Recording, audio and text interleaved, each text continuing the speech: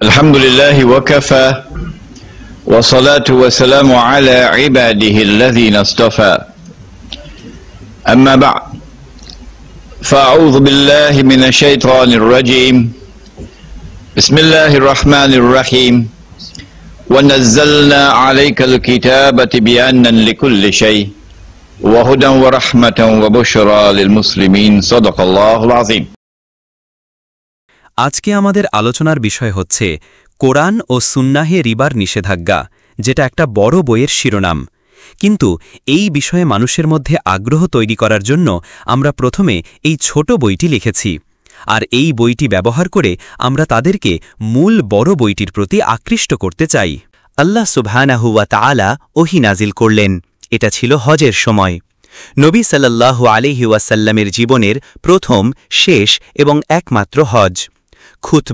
খুতবাতুল বেদা শেষ হল এবং ঠিক তারপরেই ওহী নাজিল হল, যেখানে আল্লাহ সুবহানাহু ওয়া তাআলা বললেন, আল-ইয়াউমা আকমালতু লাকুম দীনাকুম ওয়া আতমামতু আলাইকুম নি'মাতি ওয়া রাদিতু লাকুমুল ইসলাম দীনা। অর্থাৎ দিনের কাজ এখন পরিপূর্ণ এবং সম্পূর্ণ হয়েছে।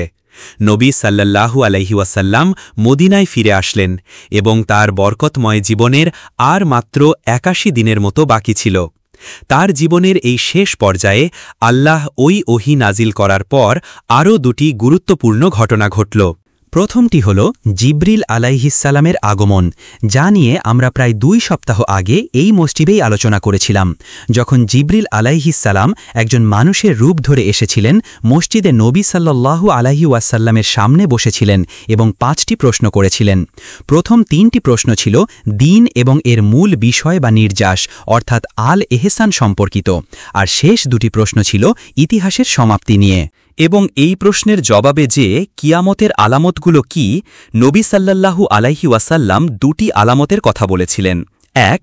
তোমরা দেখবে নগ্নপদ বস্ত্রহীন মেষপালকেরা উঁচু উঁচু দালান তৈরিতে একে অপরের সাথে প্রতিযোগিতা করছে, এবং তোমরা দেখবে যে একজন দাসী তার মনিবকে জন্ম দেবে।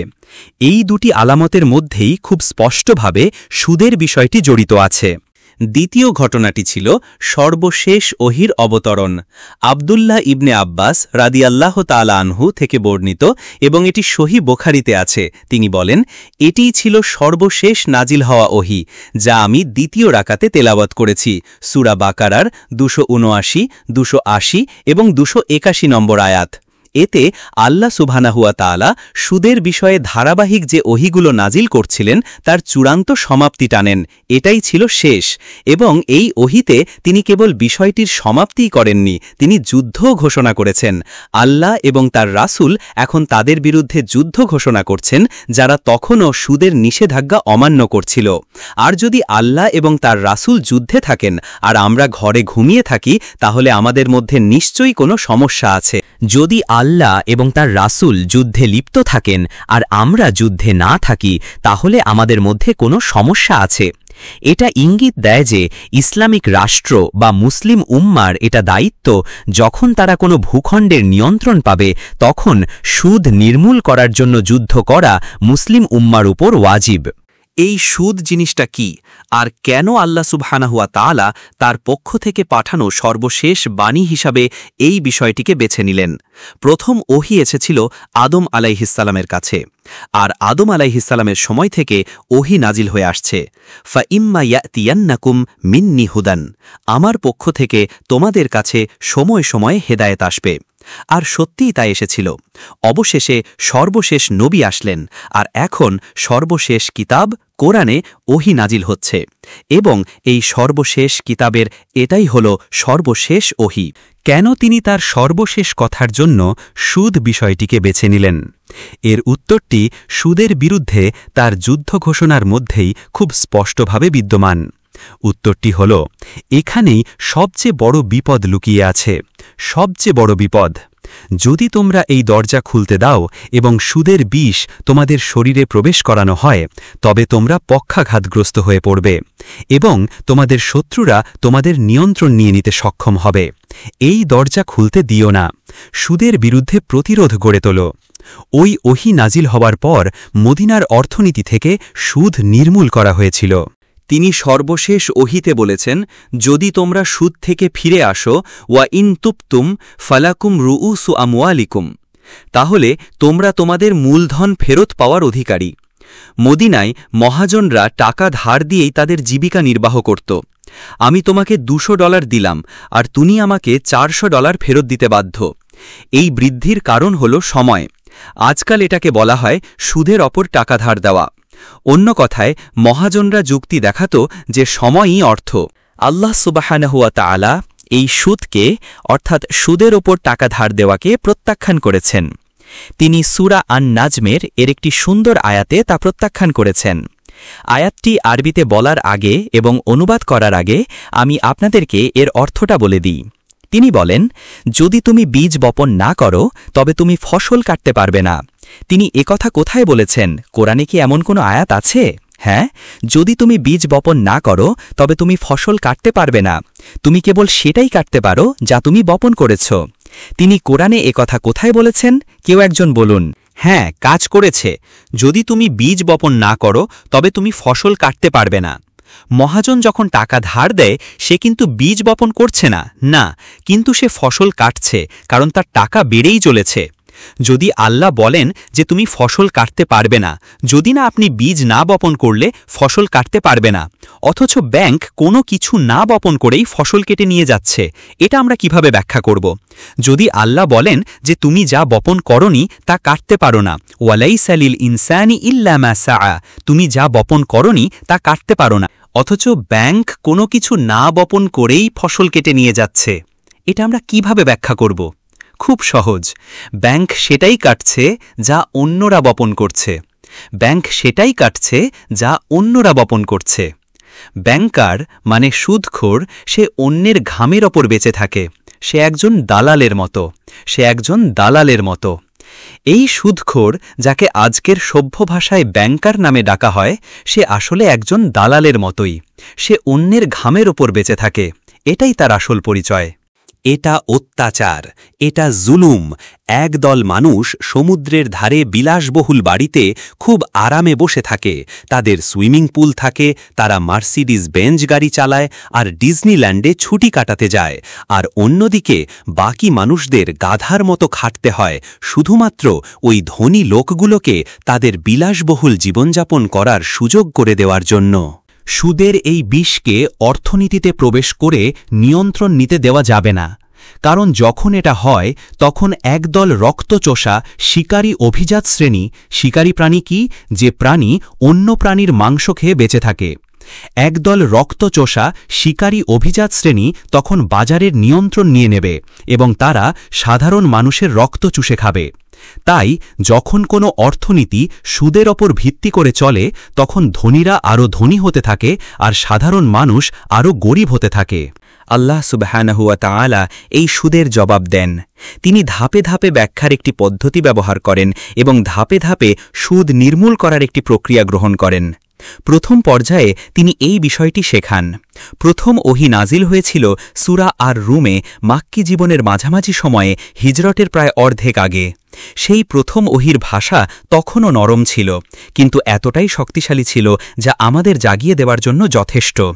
তিনি বলেন, ওয়ামা আতাইতুম মিন রিবা লিয়ারবুয়া ফি আমওয়ালিন নাসি ফালা ইয়ারবু ইনদাল্লাহ, এবং তোমরা যা কিছু সুদ হিসেবে বিনিয়োগ করো যাতে তা অন্য মানুষের সম্পদে বৃদ্ধি পায়, অর্থাৎ অন্যের খরচে, ফালা ইয়ারবু ইনদাল্লাহ, তা আল্লাহর কাছে বৃদ্ধি পায় না, আল্লাহ এতে অসন্তুষ্ট হন। ওয়ামা আতাইতুম মিন যাকাতিন, এটা মনে রাখবেন মক্কার কথা বলা হচ্ছে, তাই মক্কায় যাকাত ছিল স্বেচ্ছায় দান বা সাদাকা। আর যা তোমরা সাদাকা হিসেবে দান করো, ওয়ামা আতাইতুম মিন যাকাতিন তুরিবুনা ওয়াজহাল্লাহ, এবং যখন তোমরা সেই দান করো আল্লাহর সন্তুষ্টির জন্য, ফাউলাইকা হুমুল মুদঈফুন, তখন এই লেনদেনই আল্লাহর কাছে বহুগুণ বৃদ্ধি পাবে। এভাবেই তিনি সুদ নিষিদ্ধ করার বিষয়টি শেখানো শুরু করেন একটি তুলনার মাধ্যমে, সুদ এবং সাদাকার মধ্যে তুলনা। তিনি সুদকে অপছন্দ করেন কিন্তু সাদাকাকে পছন্দ করেন, ফলে আমরা এখন ভাবতে বাধ্য হই, সুদ এবং সাদাকার এই তুলনার মধ্যে এমন কি আছে যা আমাদের বুঝতে সাহায্য করে যে সুদ আসলে কি? এই প্রশ্নের উত্তর খুঁজতে আমি প্রায় ৩-৪ মাস আমার গাড়ি নিয়ে পুরো নিউ ইয়র্ক ঘুরে বেড়িয়েছি। 3-4 মাস লেগেছিল আমার। আল্লাহ সুবহানাহু ওয়া তাআলা অবশেষে তার দয়ায় আমাকে এর কারণ বুঝতে দেন। কিন্তু ইউসুফের লেগেছিল মাত্র 5 মিনিট। ইউসুফ কোথায়? এখানকার ইউসুফের মাত্র 5 মিনিট লেগেছিল। ইউসুফ চিলি থেকে এসেছে, সম্ভবত সান্তিয়াগোর শাহাদা গ্রহণ করে মুসলিম হয়েছে, সে এখন আমাদের সাথে আছে, আর তার মাত্র 5 মিনিট লেগেছিল। সুদ এবং সাদাকার এই তুলনার মধ্যে এমন কি আছে? উত্তরটি হল, একটি পরিপূর্ণ দানের ক্ষেত্রে ফ্রান্স ইন্দোনেশিয়াকে যে ধরনের জিনিস দেয় সেরকম নয়। না না না, একটি পরিপূর্ণ দানের কাজ সাম্রাজ্যবাদ হিসেবে সাহায্য নয়। না না না, একটি পরিপূর্ণ দানের ক্ষেত্রে আপনি দান করেন এবং বিনিময়ে কিছুই নেন না, এটাই হল সাদাকা।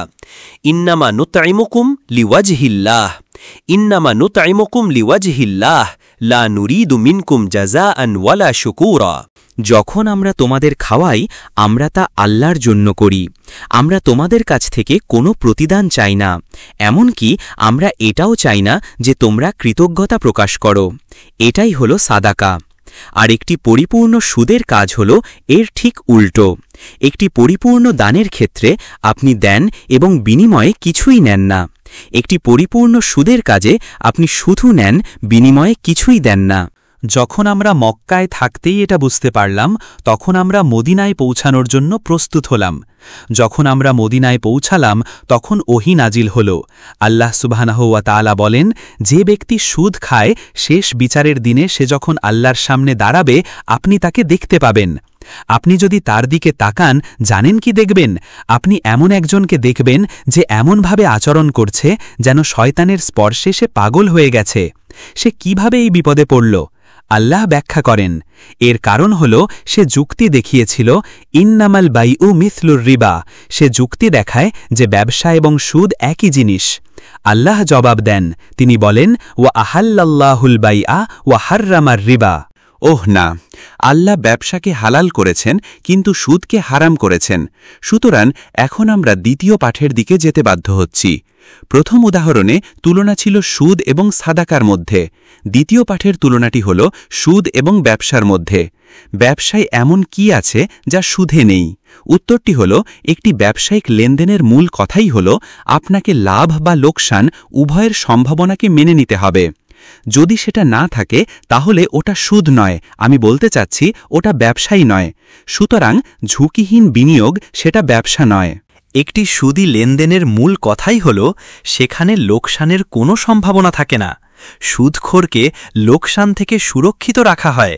সে কেবল লাভই করতে পারে, তার কোনো লোকসান হতে পারে না। এর ফলস্বরূপ সুদ কোনোভাবেই ব্যবসা নয়।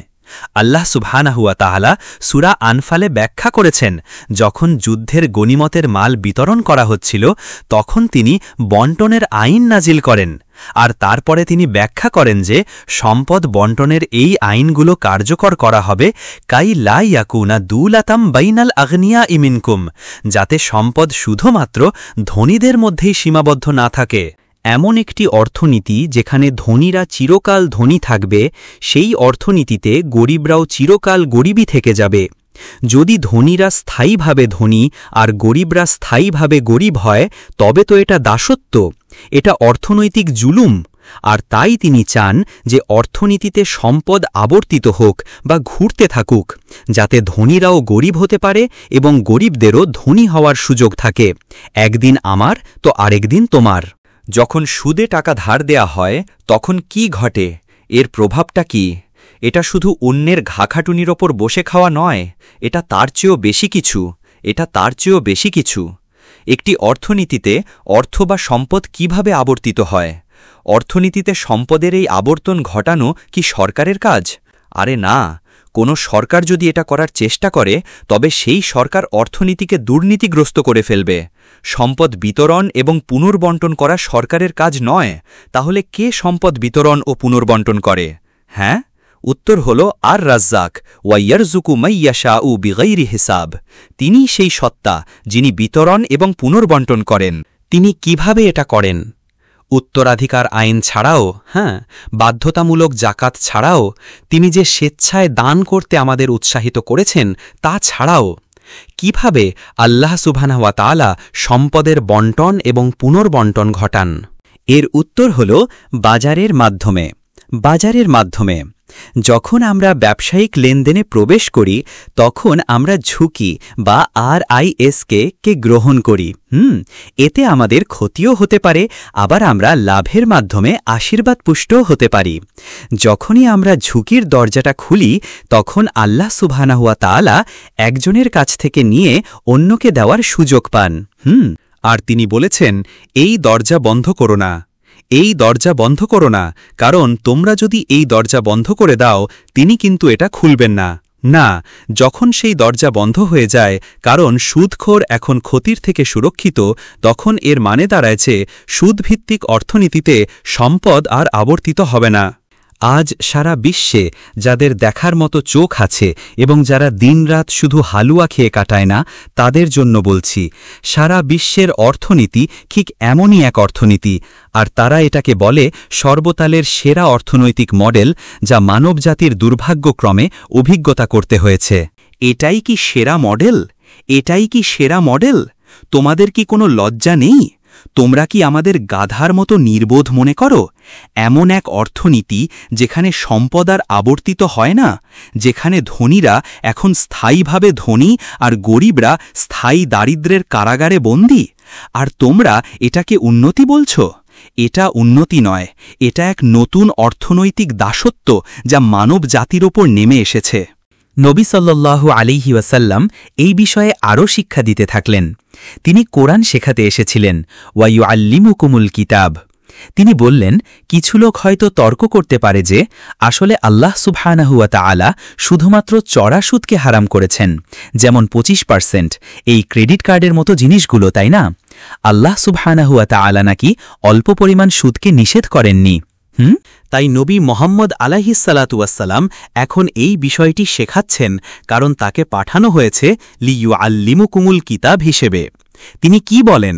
আপনারা এই সমস্ত হাদিস আমার বইয়ে পাবেন। তিনি বলেন, তুমি যদি কাউকে ঋণ দাও আর সে তোমাকে খাবার সাধে, ধরুন কুসকুস, তবে তা খেও না, কারণ সেটাও সুদ। অবশ্যই যদি সে ঋণ দেওয়ার আগেও তোমাকে খাবার সাধত তাহলে তুমি খেতে পারো।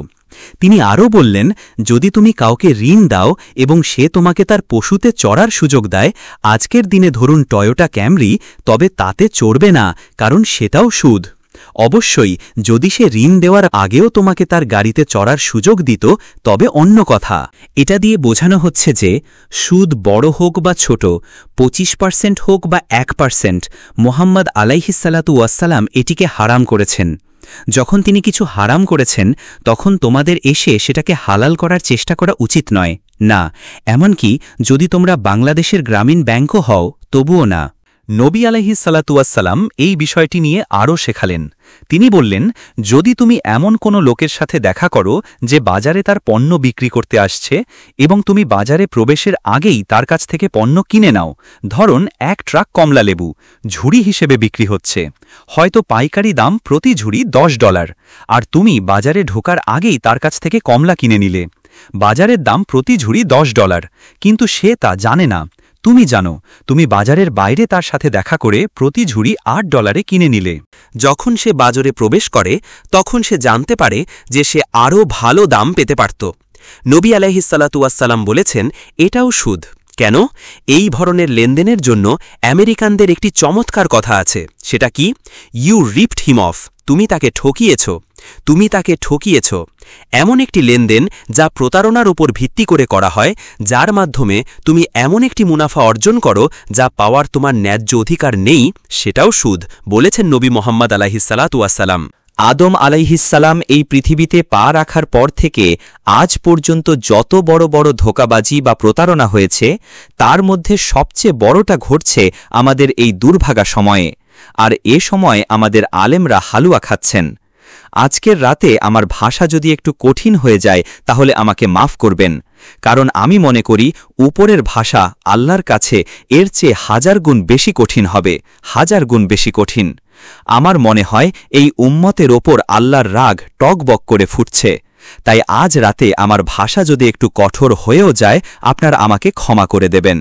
তিনি সাল্লাল্লাহু আলাইহি ওয়াসাল্লাম বলেছেন, আমি আমার পরে তোমাদের জন্য 2টি জিনিস রেখে যাচ্ছি, যতদিন তোমরা এ দুটোকে আঁকড়ে ধরে থাকবে ততদিন তোমরা পথভ্রষ্ট হবে না।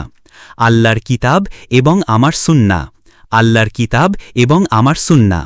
আর তার সুন্নাহ মানে শুধু দাড়ি রাখা নয়, এটা একটা সুন্দর সুন্নাহ, তাই না? তার সুন্নাহর মধ্যে অর্থ বা টাকা পয়সাও পড়ে। টাকাও তার সুন্নাহ। তিনি কোন ধরনের মুদ্রা ব্যবহার করতেন আপনারা কি হাদিসটা জানেন? তিনি বলেছেন, এটা সহিহ বুখারীর একটা অত্যন্ত বিখ্যাত হাদিস, কিন্তু এটাকে খুব কমই ঠিকভাবে বোঝা হয়। তিনি বলেছেন, সোনার বদলে সোনা, রূপার বদলে রূপা, গমের বদলে গম, জবের বদলে জব, খেজুরের বদলে খেজুর, লবণের বদলে লবণ। একই জিনিসের বদলে একই জিনিস। যদি এক পাশে সোনা থাকে আর অন্য পাশেও সোনা থাকে, তাহলে দুটোকে অবশ্যই সমান সমান হতে হবে। যদি এপাশে খেজুর থাকে, ওপাশেও খেজুর থাকে, তাহলে বিনিময়টা সমানে সমান হতে হবে। এর ব্যতিক্রম হলেই সেটা রিবা বা সুদ। এই হাদিসে উল্লেখ করা ৬টি জিনিসের মধ্যে মিল কোথায়? আমার ভয় হচ্ছে এই বিশ্লেষণ আপনারা আব্দুল্লাহ ইউসুফ আলীর অনুবাদে পাবেন না। তিনি তো ছিলেন একজন ব্রিটিশ টেকনোক্র্যাট। এই ৬টি জিনিসের মধ্যে মিলটা কি? সোনা, রূপা, গম, জব, খেজুর, লবণ। মিল হল এগুলো সবই কোনো না কোনো সময় মুদ্রা বা টাকা হিসেবে ব্যবহৃত হতো। মদিনার বাজারে যদি সোনা বা রূপার অভাব দেখা দিত, তখন তারা খেজুরকে মুদ্রা হিসেবে ব্যবহার করতে পারত। সুতরাং এগুলো সবই কোনো না কোনো সময় মুদ্রা হিসেবে ব্যবহৃত হয়েছে। দ্বিতীয় যে মিলটা সবগুলোতেই আছে, তা হল এই মুদ্রাগুলোর মূল্য মুদ্রার ভেতরেই থাকে। এদের সবারই ইন্ট্রিনসিক ভ্যালু বা অন্তর্নিহিত মূল্য আছে। মুদ্রার মূল্য তার নিজের মধ্যেই নিহিত। যদি এক পাশে সোনা থাকে আর অন্য পাশেও সোনা থাকে, অর্থাৎ একই মুদ্রা, তাহলে বিনিময়টা অবশ্যই সমান সমান হতে হবে। বিলাল রাদিয়াল্লাহু আনহু একবার নবীর সাল্লাল্লাহু আলাইহি ওয়াসাল্লামের কাছে এক ঝুড়ি খেজুর নিয়ে আসলেন এবং তাকে কিছু খেজুর খেতে দিলেন। সেগুলো খুব উন্নত মানের খেজুর ছিল। নবীজি সাল্লাল্লাহু আলাইহি ওয়াসাল্লাম বললেন, বিলাল, এগুলো তো খুব ভালো জাতের খেজুর, এগুলো কোথায় পেলে? বিলাল রাদিয়াল্লাহু আনহু উত্তর দিলেন, হে আল্লাহর রাসূল, আমার কাছে 2 ঝুড়ি সাধারণ মানের খেজুর ছিল, আমি সেই 2 ঝুড়ি দিয়ে এই 1 ঝুড়ি ভালো খেজুর বিনিময় করে এনেছি। তিনি সাল্লাল্লাহু আলাইহি ওয়াসাল্লাম বললেন, বিলাল, এটাই তো সুদের মূল। তোমার যা করা উচিত ছিল তা হল তোমার 2 ঝুড়ি সাধারণ খেজুর আগে বিক্রি করা, সেই টাকাটা নেওয়া এবং সেই টাকা দিয়ে এই 1 ঝুড়ি ভালো খেজুর কেনা। এটা সুদ কেন ছিল? কারণ খেজুর তখন মুদ্রা হিসেবে ব্যবহৃত হতো। তাই যদি এক পাশে খেজুর থাকে আর অন্য পাশেও খেজুর থাকে, তাহলে বিনিময়টা সমান সমান হতে হবে। কিন্তু উমর রাদিয়াল্লাহু আনহু যদি উত্তরটা জানেন তো হাত তুলুন। উমর রাদিয়াল্লাহু আনহু 1টা উটের বিনিময়ে 4টা উট বিনিময় করেছিলেন। বিলাল রাদিয়াল্লাহু আনহু 2 ঝুড়ির বদলে 1 ঝুড়ি বিনিময় করেছিলেন। আর উমর রাদিয়াল্লাহু আনহু 1টা উটের বদলে 4টা উট বিনিময় করেছিলেন। আর আলী রাদিয়াল্লাহু আনহু 1টি উটের বিনিময়ে 20টি উট বিনিময় করেছিলেন। এবং এটা সুদ ছিল না। কেন ছিল না? কারণ এটা ওই 6টি জিনিসের মধ্যে ছিল না। কারণ উট বা অন্য কোনো পশুকে কখনো মুদ্রা হিসেবে ব্যবহার করা যেত না। ঠিক, আমি মাসিক কাজ করলাম আর আপনি আমাকে বেতন হিসাবে একটা ছাগল দিলেন। আমি ছাগলটা নিয়ে বাড়ি যাচ্ছি। বাড়ি পৌঁছানোর পর আমার স্ত্রী জিজ্ঞেস করল, তোমার বেতন কই? আমি বললাম, রাস্তায় মরে গেছে। অথবা বস আমাকে বেতন দিলেন। পরের দিন আমি বসের কাছে গিয়ে বললাম, বস, বেতনে সমস্যা, বেতন অসুস্থ হয়ে পড়েছে। তিনি বলবেন, আমি যখন বেতন দিয়েছিলাম তখন তো সুস্থই ছিল। তাই পশুকে মুদ্রা হিসেবে ব্যবহার করা যায় না, কারণ পশু তো মুদ্রা হিসেবে ব্যবহৃত হতোই না। তাই আপনি একটা গর্ভবতী পূর্ণবয়স্ক মাদি উটের বদলে 20টা বাচ্চা উট বিনিময় করতে পারতেন। ঠিক আছে, এটাই ছিল নবীর সাল্লাল্লাহু আলাইহি ওয়াসাল্লামের মুদ্রা। এটাই হলো সুন্নাহর মুদ্রা। একদিন ইউরোপ ভেতর থেকে আক্রান্ত হল, আর যে ইউরোপ একসময় খ্রিস্টান ছিল, তারা হঠাৎ করে তাদের খ্রিস্ট ধর্ম হারিয়ে ফেলল। যখন খ্রিস্টান ইউরোপ সুদের বিরুদ্ধে ছিল, তখন তারা এর বিরুদ্ধে এক ভয়ঙ্কর যুদ্ধ করেছিল। হ্যাঁ, সুদের বিরুদ্ধে খ্রিস্টান ইউরোপ। আসলে সুদ নিয়ে লেখা অন্যতম সেরা একটা বই লিখেছিলেন একজন ব্রিটিশ শেখ। নাম কি ছিল তার? শেক্সপিয়ার। ঠিক, উইলিয়াম শেক্সপিয়ার। কোন বই? Merchant of Venice. আমার এই লেকচারে এত সময় হবে না, না হলে আপনাদের আমাকে 3 ঘন্টা সময় দিতে হতো এটা বোঝানোর জন্য যে মার্চেন্ট অফ ভেনিসে উইলিয়াম শেক্সপিয়ার কতটা ব্রিলিয়েন্টলি বিষয়টা তুলে ধরেছেন। তবে আপনারা এটা পেতে পারেন, সেই বিশ্লেষণটা সুদের ওপর লেখা আমার বড় বইটাতে আছে। মার্চেন্ট অফ ভেনিসে আপনারা দেখবেন সুদের নিষেধাজ্ঞা নিশ্চিত করার জন্য খ্রিস্টান ইউরোপের প্রচেষ্টা। আরেকটা বই আছে, শেক্সপিয়ারের মতো অত বিখ্যাত নয়, কিন্তু এটাও একটা ক্লাসিক, নোট করে নিতে পারেন। আপনারা লাইব্রেরিতে এটা খুঁজে দেখতে পারেন। বইটির নাম religion and the rise of capitalism. আমি হলে দারুল উলুমে এই বইটা পড়া বাধ্যতামূলক করে দিতাম। ও হ্যাঁ, লেখক হলেন R.W. টনি। আর এই বইয়ে টনি ইউরোপে সুদের বিরুদ্ধে খ্রিস্টানদের সংগ্রামের কথা লিপিবদ্ধ করেছেন। কিন্তু যখন ফরাসি বিপ্লব ঘটল, পশ্চিম ইউরোপে খ্রিস্টান চার্চের মেরুদণ্ড ভেঙে দেওয়া হল। আর পূর্ব ইউরোপে কখন ভাঙা হয়েছিল? কোন বিপ্লব? বলশেভিক বিপ্লব। কি ব্যাপার, উত্তরগুলো শুধু এই কোণা থেকেই আসছে? বলশেভিক বিপ্লব পূর্ব ইউরোপে, রাশিয়ায় খ্রিস্টান চার্চের মেরুদণ্ড ভেঙে দিয়েছিল। যখনই ইউরোপে খ্রিস্টান চার্চের মেরুদণ্ড ভেঙে দেওয়া হল, ইহুদিরা আনন্দে আত্মহারা হয়ে গেল। ইহুদিরা খুশি হয়ে গেল, কারণ খ্রিস্টানরা ইউরোপে শত শত বছর ধরে ইহুদিদের বিরুদ্ধে এক প্রচণ্ড লড়াই চালিয়ে যাচ্ছিল। আমরা তোমাদের সুদে টাকা ধার দিতে দেব না। আর ইহুদিরা সবসময় সুদে টাকা ধার দিতে চাইত। কেন? কারণ তারা তাওরাত পরিবর্তন করে ফেলেছিল। আমার মনে হয় এটা আমি আপনাদের বুঝিয়েছিলাম। তারা তাওরাত নতুন করে লিখেছিল।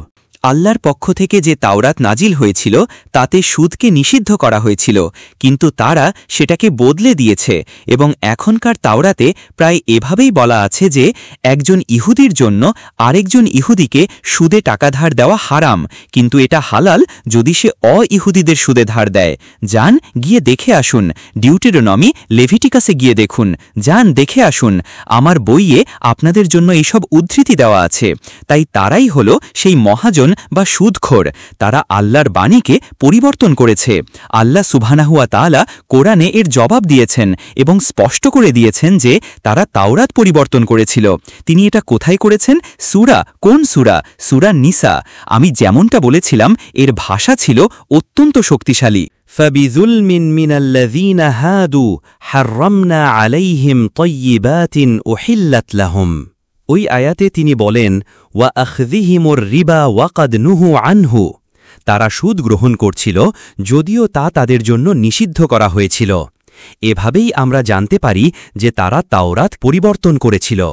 এবার ফরাসি বিপ্লবের সাথে সাথে ইউরোপে প্রথমবারের মতো একটি সুদ ভিত্তিক অর্থনীতির উদ্ভব হয়।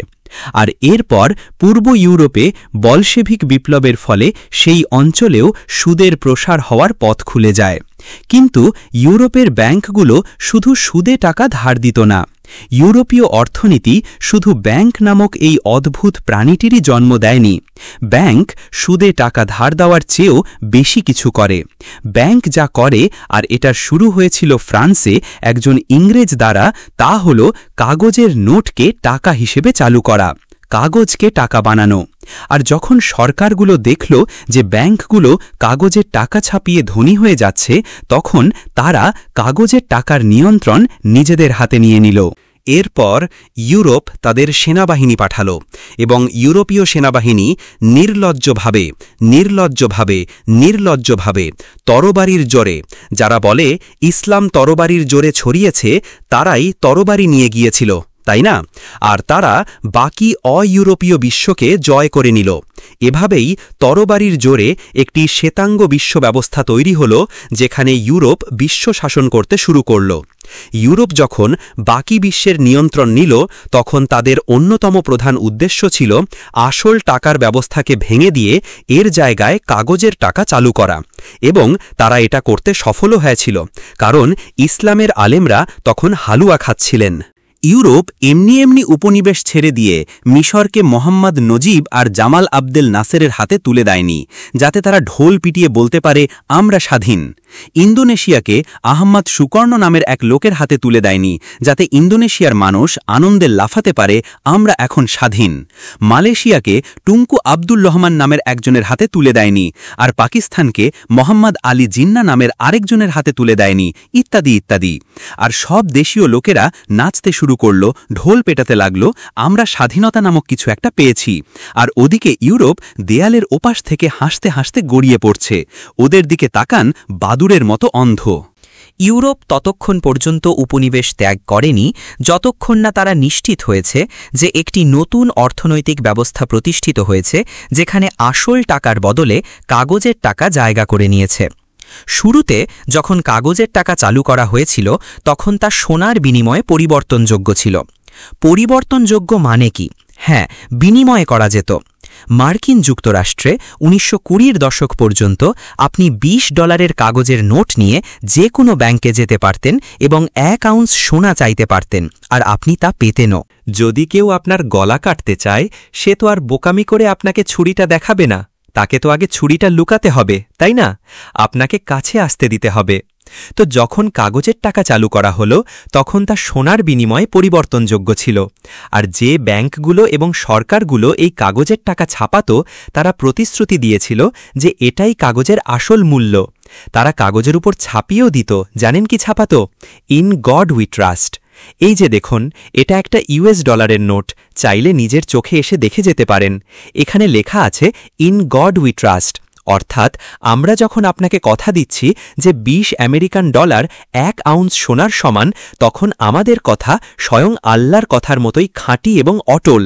কিন্তু ১৯৩৩ সালে অদ্ভুত একটা ঘটনা ঘটল, যা দেখে আমাদের উলামাদের হালুয়া খাওয়া বন্ধ করা উচিত ছিল। আঙ্কেল স্যাম আমেরিকান সরকার দেউলিয়া হয়ে গিয়েছিল। তো অনুমান করুন আঙ্কেল স্যাম কি করল? আঙ্কেল স্যাম দেউলিয়া হয়ে গিয়েছিল, তো সে কি করল? ১৯৩৩ সালের এপ্রিলে আঙ্কেল স্যাম একটি আইন জারি করল যা সব আমেরিকানদের সোনা রাখা নিষিদ্ধ করে দিল। আপনার কাছে যা সোনা আছে, গয়না ছাড়া গয়না রাখতে পারবেন, মুদ্রা বা বার হিসেবে যা কিছু আছে তা আঙ্কেল স্যামের কাছে জমা দিতে হবে এবং সে আপনাকে কাগজের টাকা দেবে। আর আপনাকে ঈশ্বরের উপর ভরসা রাখতে হবে যে আঙ্কেল স্যামের কথা ঈশ্বরের কথার মতোই নির্ভরযোগ্য। তো সমস্ত আমেরিকা তাদের সোনা আঙ্কেল স্যাম অর্থাৎ মার্কিন সরকারের হাতে তুলে দিল। একটি নির্দিষ্ট তারিখের পর যদি আপনার কাছে সোনা পাওয়া যেত, তবে আপনাকে $১০,০০০ জরিমানা এবং আঙ্কেল স্যামের কোনো এক জেলে ৬ মাস অতিথি হয়ে কাটাতে হতো। তাই পুরো আমেরিকা গিয়ে তাদের সোনা জমা দিয়ে কাগজের নোট নিয়ে নিল। সবার কাছ থেকে সোনা জোগাড় করার পর আঙ্কেল স্যাম কি করল জানেন? সে তার কথা দিয়েছিল, কিন্তু সে তার কথা বদলে ফেলল। একেই বলে মূল্যবোধ। এরাই হলো সেই লোক যারা আজ বিশ্ব শাসন করছে। তারা কথা দিয়েছিল এবং তারা তাদের কথা ভেঙেছে। আঙ্কেল স্যাম সোনার দাম পরিবর্তন করে দিল। প্রতি আউন্স সোনার দাম $20 থেকে বাড়িয়ে $35 করে দিল। আমেরিকার মানুষ সেদিন সকালে ঘুম থেকে উঠে বলল, আমাদের নিজেদের সরকারই আমাদের সর্বস্ব লুটে নিয়েছে। হ্যাঁ, তোমাদের নিজেদের সরকারই তোমাদের সাথে প্রতারণা করেছে। আর এরপর আঙ্কেল স্যাম জানিয়ে দিল, তাড়াতাড়ি এসে তোমাদের সোনা কিনে নাও, না হলে আমি আবার দাম পরিবর্তন করে ফেলব।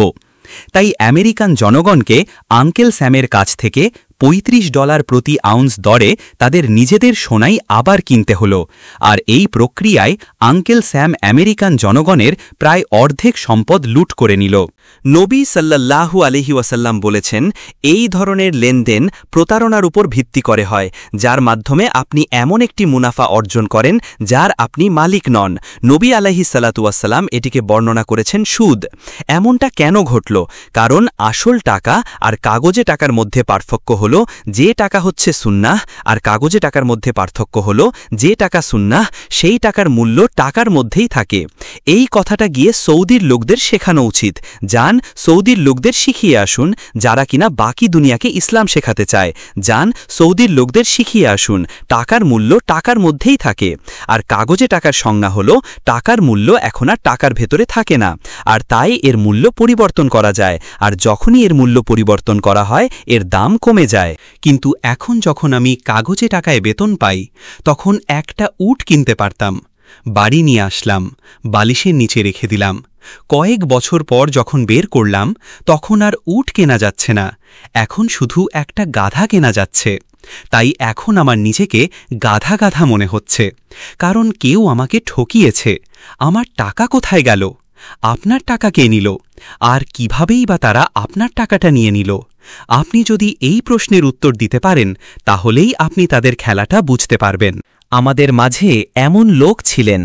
উত্তর আমেরিকায় আমাদের একজন ইসলামিক স্কলার ছিলেন এমনই, আর তারপর তারা তাকে মেরে ফেলল। ম্যালকম এক্স নামে একজন, তার আল আজহার থেকে পিএইচডি ছিল না, কিন্তু তিনি যে কোনো শাইখের চেয়ে ভালো দেখতে পেতেন। কে আমার টাকা নিল আর কিভাবে তারা এটা নিয়ে গেল? তাদের রক্তে সুদ ছিল। তাদের রক্তে সুদ ছিল। আচ্ছা, তুমি আমার কাছে আসো। মাশাআল্লাহ, সাহসী ছেলে, তাই না? বসো, আমি দোয়া করি একদিন তুমিও এই চেয়ারে বসবে, আর তুমিও লেকচার দেবে ইনশাআল্লাহ। কয়েক বছর পর বালিশের নিচ থেকে টাকাটা বের করে দেখি, এখন আর গাধাও কেনা যাচ্ছে না, শুধু একটা ছাগল কেনা যাচ্ছে। কয়েক বছর পর আর ছাগলও কেনা যায় না, শুধু মুরগি কেনা যায়। দাজাজ, হ্যাঁ, চিকেন। আমি বলতে চাইছি, এটা যে হারাম তা না বোঝার জন্য আপনাকে অনেক অনেক হালুয়া খেতে হবে। কিন্তু ইসলামের বিশিষ্ট মুফতিদের এখনও এই কাগজে টাকাকে হারাম ঘোষণা করা বাকি আছে। প্রতারণা তো হয়েই গেছে, চোরেরা সব লুটে নিয়েছে। আমাদের মানুষজন এখন ভয়াবহ দারিদ্র্য আর নিঃস্বতার মধ্যে আছে, সেই দারিদ্র্যে তারা বন্দী। প্রফেট সাল্লাল্লাহু আলাইহি ওয়াসাল্লাম বলেছেন, এই দারিদ্র্য ও নিঃস্বতা একটা জাতিকে কুফরের দিকে নিয়ে যেতে পারে, আর পৃথিবীর অনেক জায়গায় এখন ঠিক এটাই ঘটছে। কিন্তু মুফতি সাহেবরা এখনও দেখতে পাচ্ছেন না যে এটা হারাম। আপনি মুফতির কাছ থেকে এটা যে হারাম সেই ফতোয়া পাবেন না, আর এটা যে সুদ সেই ফতোয়া তো পাওয়ার প্রশ্নই আসে না। এটা কিভাবে ঘটছে? তারা সোনা দিয়ে শুরু করেছিল, অর্থাৎ কাগজে টাকার বিনিময়ে সোনা পাওয়া যেত। এরপর আসলো ১৯৩৩ সাল, যখন আমাদের তাদের খেলাটা ধরে ফেলার জন্য জেগে ওঠার কথা ছিল, কিন্তু আমরা জাগিনি। তো ১৯৪৪ সালে দ্বিতীয় বিশ্বযুদ্ধের শেষে তারা এই ব্যবস্থাকে একটি আন্তর্জাতিক মুদ্রা ব্যবস্থা তৈরির মাধ্যমে আরও পাকাপোক্ত করে, সুসংহত করে। এই নতুন আন্তর্জাতিক মুদ্রা ব্যবস্থাটি নিউ ইয়র্কের ব্রেটন উডস চুক্তির মাধ্যমে আসে। প্রত্যেক দারুল উলুমের উচিত তাদের ছাত্রদের জন্য ব্রেটন উডস চুক্তি পড়া বাধ্যতামূলক করা। আজকের মুদ্রা অর্থনীতি বোঝার জন্য এবং সুদের বিষয়টা বোঝার জন্য আপনাকে অবশ্যই ব্রেটন উডস চুক্তি পড়তে হবে। এটা কি দারুল উলুমে পড়ানো হয়? না, হয় না। ব্রেটন উডসে তারা কি করেছিল? তারা বলল, এখন থেকে আর কোনো কাগজে টাকার বিনিময়ে সোনা পাওয়া যাবে না। শুধু একটি দেশের কাগজে টাকাকে সোনার বিনিময়ে পাওয়া যাবে, বাকিগুলো নয়। যে কাগজটি বেছে নেওয়া হয়েছিল তা হল মার্কিন ডলার, অর্থাৎ মার্কিন ডলারের বিনিময়ে সোনা পাওয়া যাবে, কিন্তু স্টার্লিং পাউন্ড বা পাকিস্তানি রুপি বা ইন্দোনেশিয়ান রুপিয়া বা অস্ট্রেলিয়ান ডলারের বিনিময়ে নয়। না, শুধু একটি। এটা ছিল টাকার বিশ্বাসযোগ্যতার ওপর এক বিরাট আঘাত। দ্বিতীয়ত তারা যেটা করল তা হল, তারা ঘোষণা দিল যে শুধুমাত্র সরকারই আঙ্কেল স্যামের কাছে কাগজে টাকা নিয়ে সোনার জন্য আসতে পারবে, আপনি বা আমি পারব না। শুধু সরকার, শুধু কেন্দ্রীয় ব্যাংক। ফলে পুরো ব্যবস্থাটা তার ৯৯% বিশ্বাসযোগ্যতা হারিয়ে ফেলল। মাত্র ১% বিশ্বাসযোগ্যতা বাকি ছিল, কিন্তু ওই লোকগুলো তখনও হালুয়া খাচ্ছিল। ১% বিশ্বাসযোগ্যতা বাকি ছিল, সরকার এবং কেন্দ্রীয় ব্যাংকগুলো আঙ্কেল স্যামের কাছে তাদের মার্কিন ডলার নিয়ে গিয়ে সোনা দাবি করতে পারত। ১৯৪৪ থেকে ৭১ সাল পর্যন্ত কেউই তা করেনি। ৬০-এর দশকের শেষের দিকে ভিয়েতনাম যুদ্ধ শুরু হয়, আর আঙ্কেল স্যাম যুদ্ধের খরচ জোগাতে প্রচুর প্রচুর কাগজে টাকা ছাপাল, আর সেই কাগজের পেছনে রেসপাল্ডো বা ব্যাকিং দেওয়ার মতো সোনা আঙ্কেল স্যামের কাছে ছিল না। ব্রেটন উডসে তারা সোনার দাম প্রতি আউন্স $৩৫ নির্ধারণ করে দিয়েছিল। এটা ব্রেটন উডস যুক্তিতেই আছে। আঙ্কেল স্যামের কাছে এত কাগজের রেসপাল্ডো দেওয়ার মতো সোনা ছিল না। তো ১৯৭১ সালের সেপ্টেম্বরে ব্রিটিশ সরকার সম্ভবত এক শুক্রবারের সন্ধ্যায় $৩ বিলিয়ন মার্কিন ডলার নিয়ে এসে বলল, আঙ্কেল স্যাম, আমরা সোনা চাই। আঙ্কেল স্যাম বুঝতে পারছিল যে খেলা শেষ। খেলা শেষ, কারণ সোমবার সকালেই লাইনের সামনে কে এসে দাঁড়াবে? সৌদি আরব। সৌদি আরবের পেছনে কে? কুয়েত। আর তাদের পেছনে থাকবে দেশগুলোর সরকার আর কেন্দ্রীয় ব্যাংকগুলোর এক লম্বা লাইন, আমরা সোনা চাই। তাই রিচার্ড নিক্সন ক্যাম্প ডেভিডে চলে গেলেন এবং রবিবারে আমেরিকানদের উদ্দেশ্যে ভাষণ দিয়ে বললেন, আমরা কথা দিয়েছিলাম, কিন্তু আমাদের কথা রাখার কোনো বাধ্যবাধকতা নেই। আমরা কথা দিয়েছিলাম, কিন্তু আমাদের কথা রাখার কোনো বাধ্যবাধকতা নেই। আমরা এখন থেকে আর কেন্দ্রীয় ব্যাংকগুলোকে কাগজে টাকার বিনিময়ে সোনা দেওয়ার ব্রেটন উডস চুক্তি মেনে চলতে বাধ্য নই। আর তাই ৭১ সালের সেপ্টেম্বর মাস থেকে যারা এতদিন হালুয়া খাচ্ছিলেন তাদের জন্য এটা নতুন খবর হতে পারে। কাগজে টাকার সাথে সোনার আর কোনো আইনি সম্পর্ক নেই, সেটা শেষ হয়ে গেছে। এখন যারা দুনিয়া শাসন করতে চায় তাদের শুধু টাকাকে নিয়ন্ত্রণে নিলেই চলবে। যে কেউ টাকাকে নিয়ন্ত্রণ করতে পারবে সেই দুনিয়া শাসন করতে পারবে। আর আপনারা জানেন, যখন মাসিহ আসবেন তখন তিনি দুনিয়া শাসন করবেন। কিন্তু তারা সেই মাসিহকে প্রত্যাখ্যান করেছিল, বলেছিল দেখো সে একজন জারদ সন্তান। তারপর বলল দেখো সে তো ক্রুশে মারা গেছে, তাই সে মাসিহ হতে পারে না। আর নবী সাল্লাল্লাহু বলেছেন যে আল্লাহ দুনিয়াতে এমন একজনকে পাঠাবেন যে মাসিহের ভান ধরবে, এই মাসিহুদ্দাজ্জাল। মাসিহের ভান ধরার জন্য তাকে জেরুজালেম থেকে দুনিয়া শাসন করতে হবে। আর যদি আপনি দুনিয়া শাসন করতে চান, আপনাকে প্রথমে টাকার দুনিয়াকে শাসন করতে হবে। আপনি পারবেন না, টাকার নিয়ন্ত্রণ না নিয়ে বিশ্ব শাসন করা যায় না। আর টাকার নিয়ন্ত্রণ নিতে হলে প্রথম যে কাজটি করতে হয় তা হল আসল মুদ্রার বদলে কাগজে মুদ্রা চালু করা। দ্বিতীয় যে কাজটি করতে হয় তা হল কাগজকে সোনা থেকে বিচ্ছিন্ন করে ফেলা। আর যখন কাগজের সাথে সোনার কোনো সম্পর্ক থাকে না, তখন তারা এই কাগজের ওপর আক্রমণ শুরু করে, যাতে এর মান শুধু কমতে থাকে আর কমতে থাকে। যখন কাগজে টাকার মান ক্রমাগত কমতে থাকে, তখন প্রথমত সাধারণ মানুষের কাছ থেকে বিশাল পরিমাণ সম্পদ সেই রক্তচোষা শিকারী অভিজাত গোষ্ঠীর কাছে চলে যায়। দ্বিতীয়ত যা ঘটে তা হল দাম বাড়ার কারণে মজুরির মান কমে যায়। মজুরির মান কমে যাওয়ায় মানুষ তখন দাস মজুরি নামক এক ব্যবস্থায় বন্দী হয়ে পড়ে। দাস মজুরি। আর যখন একজন মানুষ দাস মজুরিতে বন্দী হয়, আপনি আসলে তাকে দাসে পরিণত করেছেন। যখন আপনি একটি জাতিকে দাসে পরিণত করেন, তখন আপনি তাদের নিয়ন্ত্রণ করতে পারেন, আপনি তাদের শাসন করতে পারেন। আমি আশা করি কেউ যদি ইয়াসির আরাফাতকে এই শিক্ষাটা দিতে পারত। আজ সারা বিশ্বে এই ধরনের সুদের কারণে এমন সুদ যা আসল মুদ্রা নয় বরং কাগজে মুদ্রা নিয়ে করা হয়, আজ সারা বিশ্বে শুধু যে অর্থনীতিতে সম্পদ আর ঘুরছে না তাই নয়, পরিস্থিতি তার চেয়েও ভয়াবহ। শুধু যে ধনীরা এখন স্থায়ীভাবে ধনী হয়ে গেছে তাই নয়, পরিস্থিতি তার চেয়েও ভয়াবহ। শুধু যে গরিবরা এখন স্থায়ীভাবে গরিব তাই নয়, পরিস্থিতি এর চেয়েও খারাপ। ধনীরা এখন জঘন্য রকম ধনী হয়ে উঠেছে, আর গরিবরা এখন করুণ দুর্দশা, নতজানু দারিদ্র্যের শিকার হয়েছে এমন এক জাতির দ্বারা যারা রবিবারের সকালে গির্জায় গিয়ে ভান করে যে তারা এক শ্বেতাঙ্গ পুরুষের উপাসনা করছে, যাকে তারা তাদের ঈশ্বর মনে করে। তারা তো সেই শ্বেতাঙ্গ পুরুষ ঈশ্বরেরও উপাসনা করছে না। তারপর অন্যরা বলে না, তিনি শ্বেতাঙ্গ নন, তিনি কৃষ্ণাঙ্গ। তারপর আরেক দল বলে না, ঈশ্বরকে পুরুষ বলাটা তো বৈষম্যমূলক, ঈশ্বর পুরুষ ও নারী উভয়ই হওয়া উচিত। এখন আমেরিকায় এটাই বিতর্ক, ঈশ্বর নাকি পুরুষ ও নারী উভয়ই। আর সম্ভবত আগামীকাল আপনি শুনবেন ঈশ্বর কেবল একজন নারী। আপনারা কি জানেন, আমরা যখন এখানে হালুয়া খাচ্ছি তখন ইন্দোনেশিয়ার অবস্থাটা কি? আপনারা কি জানেন ৩ বছর আগে ইন্দোনেশিয়ান রুপিয়ার সাথে কি ঘটেছিল? IMF ইন্দোনেশিয়াকে মাত্রই পুরোপুরি সুস্থ বলে সার্টিফিকেট দিয়েছিল, একটি অর্থনীতি যা শক্তিশালী, স্বাস্থ্যকর। ইন্দোনেশিয়া একটি প্রধান তেল উৎপাদনকারী দেশ। ইন্দোনেশিয়ার ভূমি অত্যন্ত উর্বর। ইন্দোনেশিয়ার জনসংখ্যা বিশাল, উদ্যমী জনগোষ্ঠী। ইন্দোনেশিয়া খনিজ সম্পদে ভরপুর। ইন্দোনেশিয়ার গরিব হওয়ার কোনো কারণই নেই। আর IMF বলছে যে ইন্দোনেশিয়ার অর্থনীতি খুবই স্বাস্থ্যকর। হঠাৎই বিশ্বজুড়ে ব্যাংকিং কেন্দ্রগুলিতে থাকা সেই রক্তচোষা শিকারী অভিজাত গোষ্ঠী ইন্দোনেশিয়ান রুপিয়ার উপর আক্রমণ করে এবং ইন্দোনেশিয়ান রুপিয়ার পতন ঘটে। এর বিনিময় হার ছিল প্রায় ৮,০০০, কিন্তু একদিন বা এক সপ্তাহের মধ্যে তা $১ বিপরীতে ২০,০০০ রুপিয়া হয়ে যায়। ইন্দোনেশিয়ার টাকা ধসিয়ে দেওয়ার এই প্রক্রিয়ায় তারা সম্ভবত দেশটির অর্ধেকেরও বেশি সম্পদ লুট করে নিয়ে গেছে। ইন্দোনেশিয়ার অর্ধেক মানুষ স্বয়ংক্রিয়ভাবে, তাৎক্ষণিকভাবে দারিদ্র্য সীমার নিচে চলে যায়। ইন্দোনেশিয়ার অর্ধেক মানুষ। আর জানেন দারিদ্র্য সীমাটা কি? মাসে $29, মাসে $29, কারণ আমরা কাগজকে টাকা হিসাবে মেনে নিয়েছি।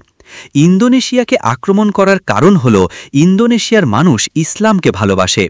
তার ইসলামে সে নিষ্ক্রিয় নয়, তার ভেতরে একটা সক্রিয়তা আছে। সে লড়াই করতে প্রস্তুত, সে মরতেও প্রস্তুত। এটাই হলো ইন্দোনেশিয়ান। সুতরাং আপনাকে তাদের শয়তান হিসেবে চিত্রিত করতে হবে, মিডিয়া ব্যবহার করে তাদের শয়তান বানাতে হবে, তাদের খারাপ দেখাতে হবে। আর দ্বিতীয়ত, আপনাকে ভেতর থেকে তাদের গলা কাটতে হবে, তাদের চরম দারিদ্র্য ও দুর্দশার মধ্যে ফেলতে হবে এবং তারপর তাদের দাসত্বে বন্দী করতে হবে। একই ঘটনা ঘটছে তুরস্কের সাথে। একই ঘটনা। আপনারা কি জানেন তুরস্কের টাকার অবস্থা এখন কি? ধন্যবাদ মোস্তফা কামাল নামের এক ব্যক্তিকে, যিনি ঘোষণা করেছিলেন যে উসমানীয় ইসলামিক রাষ্ট্র ছিল পশ্চাৎপদ এবং আমাদের এখন ইউরোপের নকলনবিশ হতে হবে এবং আধুনিক তুরস্ক রাষ্ট্র প্রতিষ্ঠা করতে হবে, যা একটি ধর্মনিরপেক্ষ রাষ্ট্র। বেশ ভালো কথা। আপনার এই তুর্কি ধর্মনিরপেক্ষ রাষ্ট্র আপনাদের কোথায় নিয়ে গেছে? আপনার অর্থনৈতিক অবস্থা কি? বলুন মোস্তফা কামাল, কথা বলুন। আপনারা কি জানেন তুর্কি লিরার অবস্থা এখন কি? ধন্যবাদ তাদের যারা ইসলামের সাথে বিশ্বাসঘাতকতা করেছে। কেউ কি জানেন তুর্কি লিরার কথা? তুর্কি লিরার বিনিময় হার কত কেউ জানেন? $1.5 মিলিয়ন তুর্কি লিরা $1 সমান। আর তারা এখনও হালুয়া খাচ্ছে।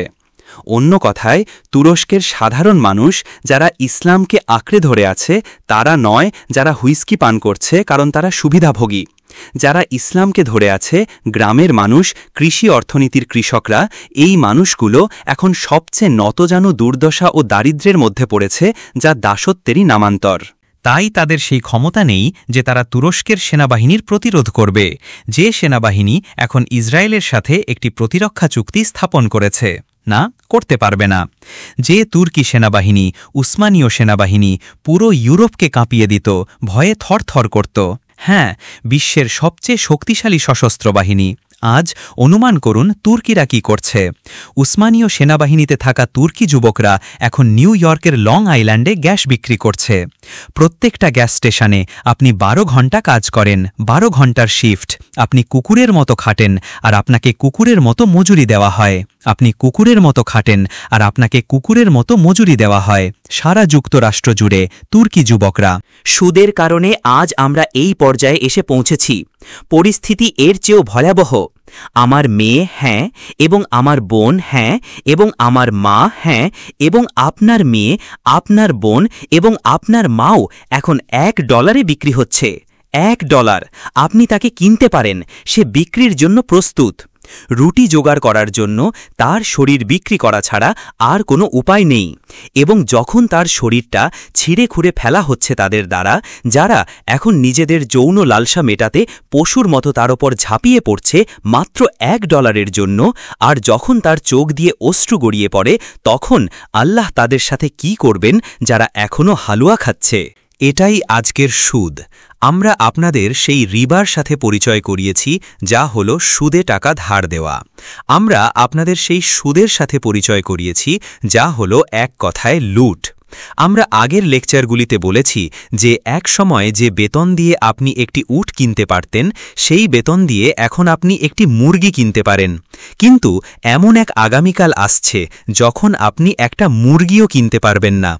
আপনি শুধু এটাকে ওয়ালপেপারের মতো ব্যবহার করতে পারবেন। ওয়ালপেপার। অন্য কথায়, আমরা এই আন্তর্জাতিক মুদ্রা ব্যবস্থার সম্পূর্ণ পতনের আশঙ্কা করছি। এই প্রতারণাপূর্ণ আন্তর্জাতিক মুদ্রা ব্যবস্থা, যা আমাদের সর্বস্বান্ত করার জন্য তৈরি করা হয়েছিল এবং যা এখন আমাদের সর্বস্বান্ত করে ফেলেছে, আর তাই এখন এর পতন ঘটবে।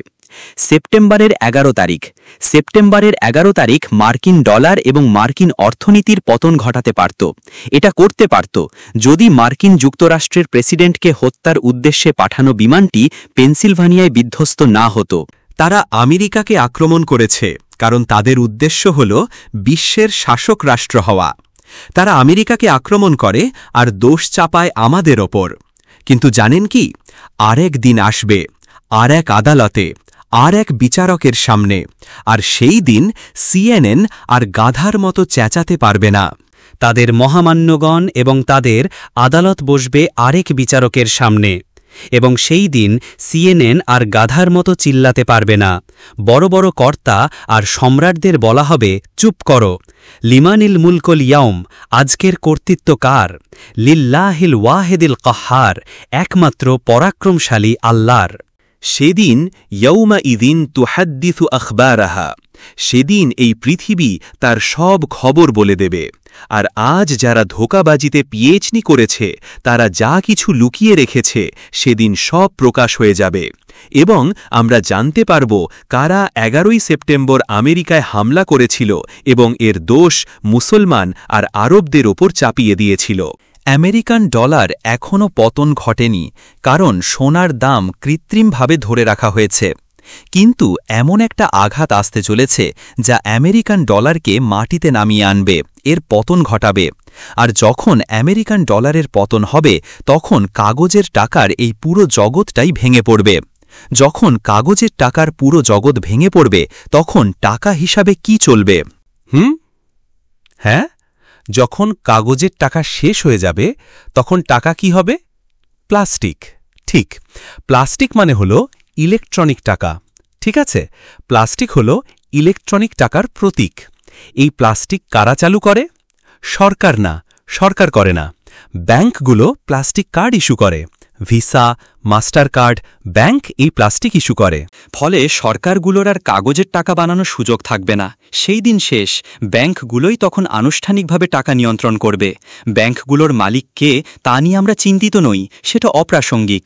আমরা জানতে চাই বিশ্বের ব্যাংকিং ব্যবস্থা কে নিয়ন্ত্রণ করে। আর এটা কোনো রাষ্ট্রদ্রোহিতা নয় যদি আমি সত্যিটা বলি যে ইহুদিরাই বিশ্বের ব্যাংকিং ব্যবস্থা নিয়ন্ত্রণ করে। আমরা বনি ইসরায়েলের কথা বলছি না, আমরা ইউরোপীয় ইহুদিদের কথা বলছি। সেই বিশ্বের ব্যাংকিং ব্যবস্থা নিয়ন্ত্রণ করে। যদি আমাকে সত্যি কথা বলতে দেওয়া না হয়, তাহলে আমাকে বলুন, আমি আমার সুটকেস গুছিয়ে চলে যাই।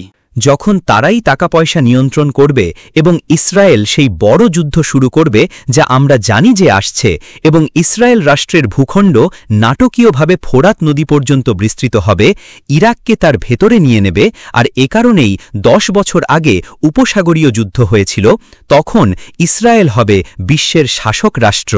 ইসরায়েল বিশ্বের শাসক রাষ্ট্র হতে পারবে না যদি না তারা বিশ্বের টাকা নিয়ন্ত্রণ করতে পারে। আর আমরা যদি সুদের দরজা খুলে না দিতাম, তাহলে ইসরায়েল কখনোই টাকা নিয়ন্ত্রণ করতে পারত না। তাই এখন আমরা আমাদের নিজেদের অবহেলার ফল ভোগ করছি। কিন্তু শেষ সময়ে যখন মাসিহ আদ-দাজ্জাল, মনে রাখবেন মাসিহ আদ-দাজ্জাল হল আল্লাহর সৃষ্টি একটি জীব, কোনো সিস্টেম বা সভ্যতা নয়, আল্লাহর সৃষ্টি করা একটি জীব, এবং একদিন সেই জীব একজন মানুষের রূপে আমাদের সামনে আসবে। আপনারা তাকে দেখবেন, সে হবে একজন ইহুদি, একজন যুবক, শক্তিশালী গড়নের, কোঁকড়ানো চুলওয়ালা, এবং সে জেরুজালেম থেকে বিশ্ব শাসন করবে। ইসরায়েল বিশ্বের শাসক রাষ্ট্র হওয়ার পরেই যা খুব শীঘ্রই ঘটতে চলেছে। কিন্তু ঠিক সেই সময়ে যখন মাসিহ আদ-দাজ্জাল জেরুসালেম থেকে বিশ্ব শাসন করবে, ঠিক সেই সময়েই ইমাম মাহদির আগমন ঘটবে। ঠিক সেই সময়েই মারিয়ামের পুত্র ঈসা আলাইহিসসালাম অবতরণ করবেন। এবং তারপর কি হবে? কিছু হাদিস আছে যা আমার বইতে উল্লেখ করা হয়েছে, আপনারা সেখানে পাবেন। নবী সাল্লাল্লাহু আলাইহি ওয়াসাল্লাম বলেছেন, পৃথিবী তার ভেতর থেকে সোনা ও রূপার স্তম্ভ উগড়ে দেবে। হ্যাঁ, পৃথিবী থেকে সোনা ও রূপার স্তম্ভ বেরিয়ে আসবে। আসল টাকার প্রচলন নকল টাকাকে তাড়িয়ে দেয়। নকল টাকা কখনোই আসল টাকার সাথে প্রতিযোগিতা করতে পারে না। ফলে ইলেকট্রনিক টাকার পুরো আন্তর্জাতিক মুদ্রা ব্যবস্থা ভেঙে পড়বে যখন আসল টাকা আসবে। সহিহ বুখারিতে হাদিস আছে, ঈসা আলাইহিসসালাম সম্পদ বন্টন করবেন, এত সম্পদ বিলি করবেন যে কেউ জাকাত গ্রহণ করবে না। হাদিসে আছে যে ইমাম মাহদি সম্পদ বিতরণ করবেন, প্রচুর সম্পদ বিলিয়ে দেবেন। কি দেবেন? American dollar? নাকি অস্ট্রেলিয়ান ডলার? না, গাধাদের জন্য বানানো এই কাগজ নয়, আসল টাকা, সোনা এবং রূপা। যতদিন আপনারা এই বৈশ্বিক অর্থনীতির জালে আটকা থাকবেন, এটা ছিল গতরাতের লেকচারের বিষয়, বিশ্বায়ন, ততদিন আপনারা আরও গরিব থেকে গরিবতর হতে থাকবেন। আপনাদের নিঃস্ব করে দেওয়া হবে, আপনাদের সব কিছু কেড়ে নেওয়া হবে, আপনারা ঈমান হারাবেন, এবং আপনারা এমন এক নদীতে ভেসে যাবেন যেখান থেকে আর ফেরা যায় না, সোজা জাহান্নামে। এখান থেকে বাঁচার একমাত্র উপায় হল এই বৈশ্বিক অর্থনীতি এবং সমাজ থেকে নিজেকে বিচ্ছিন্ন করা। নবী সাল্লাল্লাহু আলাইহি ওয়াসাল্লাম বলেছেন, এমন এক সময় আসবে যখন মানব জাতির মধ্যে এমন একজনও থাকবে না যে রিবা বা সুদ খাবে না। আর যদি কেউ বলে যে সে সুদ খাচ্ছে না, তবুও সুদের ধুলো বা বাষ্প তার উপর পড়বেই। আমার মতে আমরা সেই সময়ে এসে পৌঁছেছি যখন এই ভবিষ্যৎবাণীটি পূরণ হয়েছে। যারা এতদিন হালুয়া রুটি খাচ্ছেন, আপনি তাদের মতামত জিজ্ঞেস করতে পারেন। সুতরাং আমরা এখন এমন এক পর্যায়ে আছি যেখানে সুদ সারা বিশ্বের অর্থনীতিকে পুরোপুরি নিয়ন্ত্রণ করছে। আপনি এর সাথে লড়তে পারবেন না, আপনি একে ধ্বংস করতে পারবেন না। না, তাহলে কি করবেন?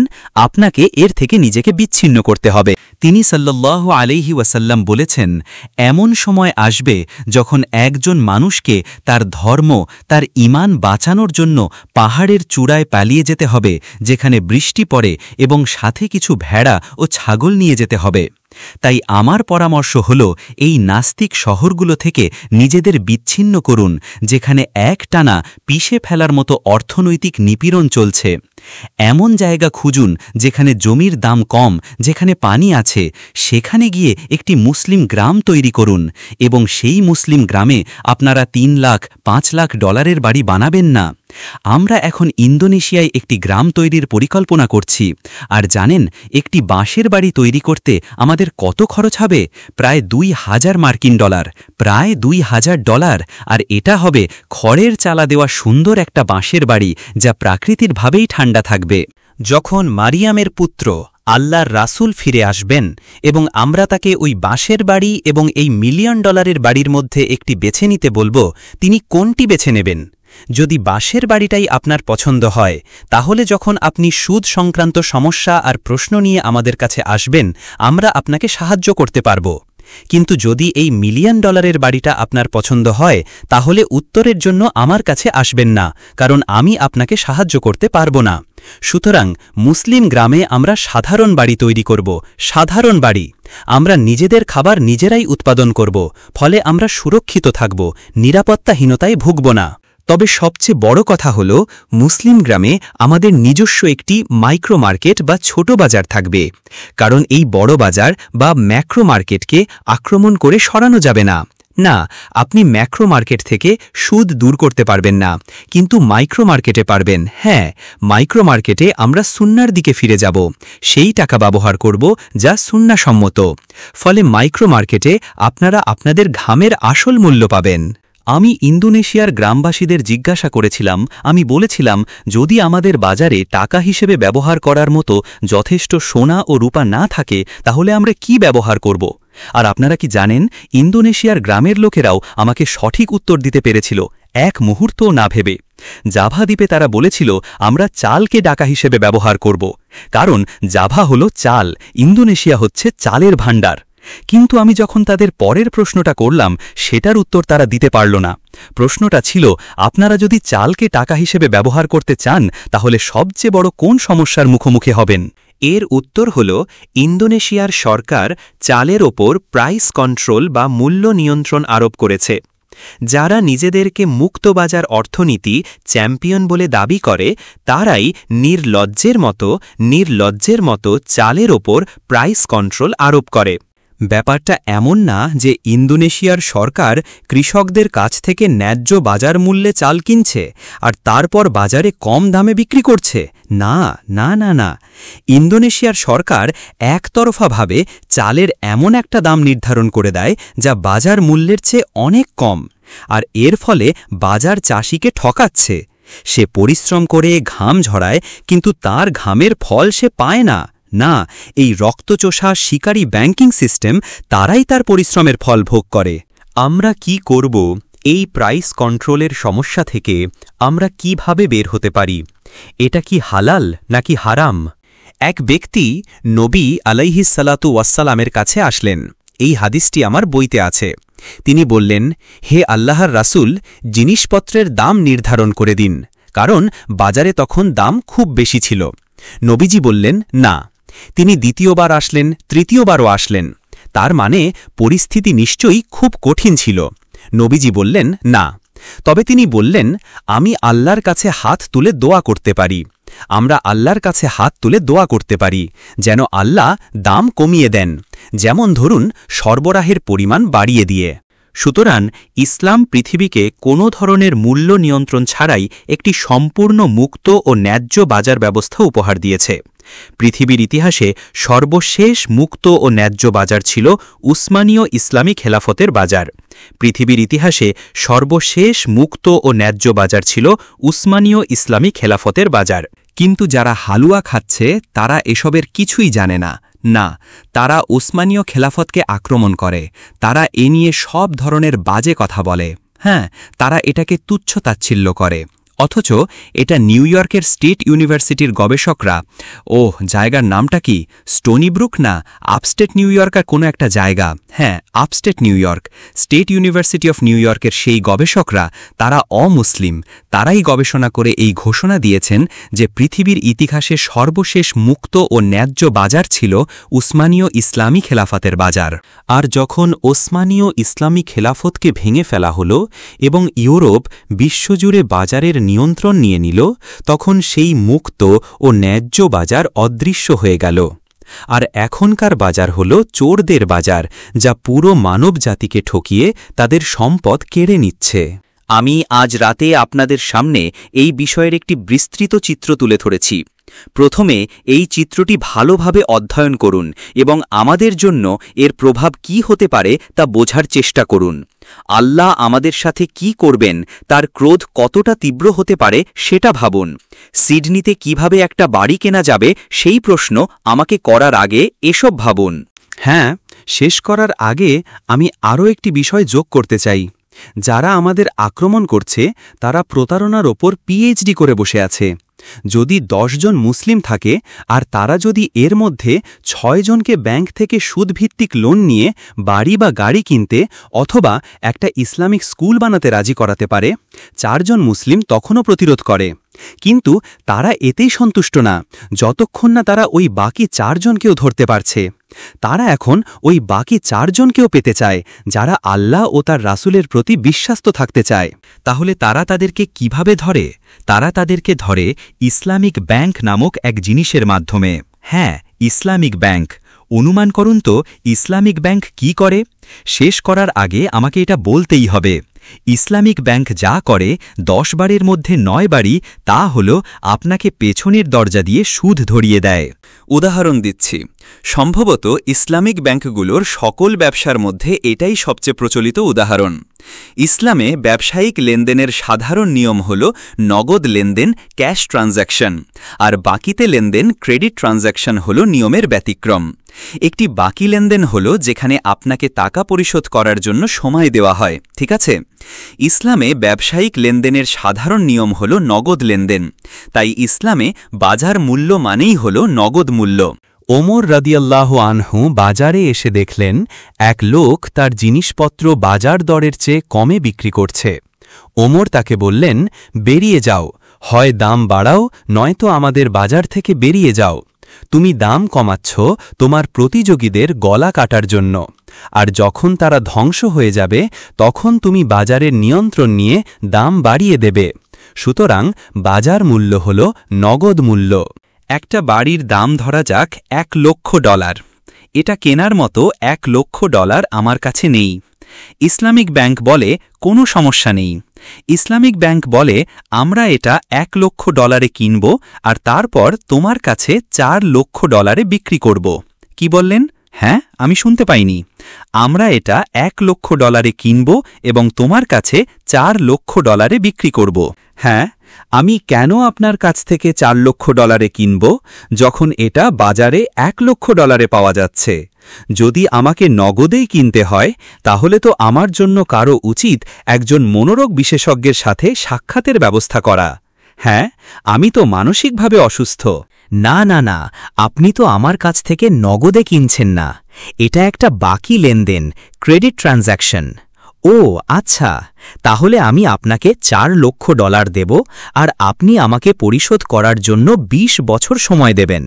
আমি অতিরিক্ত $3,00,000 কেন দিচ্ছি? কেন? এই প্রশ্নের একটাই সৎ উত্তর আছে, বাকি সব উত্তর ডাস্টবিনে ফেলার যোগ্য। আমি অতিরিক্ত $3 লক্ষ শুধুমাত্র এই কারণেই দিচ্ছি যে আপনি আমাকে পরিশোধ করার জন্য 20 বছর সময় দিয়েছেন। এটাই একমাত্র কারণ। আর তাই সময় সমান টাকা। আপনি সময়ের মাধ্যমে টাকা আয় করছেন, আর এটাই হলো সুদ। কিন্তু ইসলামিক ব্যাংক বলে, না, এখানে তো টাকা ধার দেবার কোনো ব্যাপার নেই, কোনো লোন নেই, এটা মুরাবাহা। মুরাবাহা, যেখানে ক্রেতা এবং বিক্রেতা উভয়েই বর্ধিত মূল্যে বিক্রয় মূল্যের ব্যাপারে একমত হয়। মুরাবাহা না, এটা মুরাবাহা না, এটা হলো পেছনের দরজা দিয়ে সুদ। আজ বিশ্বজুড়ে ইসলামিক ব্যাংক, ইসলামিক আর্থিক প্রতিষ্ঠানগুলো মুরাবাহা ফেরি করে বেড়াচ্ছে এবং ঘোষণা দিচ্ছে যে এটা একটি হালাল লেনদেন, আর এর জন্য মুফতিরও কোনো অভাব নেই। আপনি যদি এই মুরাবাহা নিয়ে সন্তুষ্ট থাকেন, আমাকে থামানোর জন্য আমাকে নিযুক্ত করা হয়নি, না। কিন্তু আপনারা যারা দেখতে পাচ্ছেন যে এটা পেছনের দরজা দিয়ে সুদ, আপনারা এটা এড়িয়ে চলবেন। তারা আপনাকে সামনের দরজা দিয়ে ধরতে পারেনি, তাই তারা আপনাকে পেছনের দরজা দিয়ে ধরতে চায়। আর তারপর সুদ লুকানোর আরেকটি বিখ্যাত পদ্ধতি হল লিজ। কিন্তু সুদটা লিজ চুক্তির মধ্যেই লুকানো থাকে। আপনি যে দামে জিনিসটি লিজ নিচ্ছেন সেই দামের মধ্যেই সুদ অন্তর্ভুক্ত থাকে। সুতরাং যেখানে আপনি ভাবছেন যে এটি একটি সাধারণ লিজ বা ভাড়ার চুক্তি, এটি তার চেয়েও বেশি কিছু। এটি এমন একটি ভাড়ার চুক্তি যার ভাড়ার মধ্যেই সুদ যোগ করা আছে।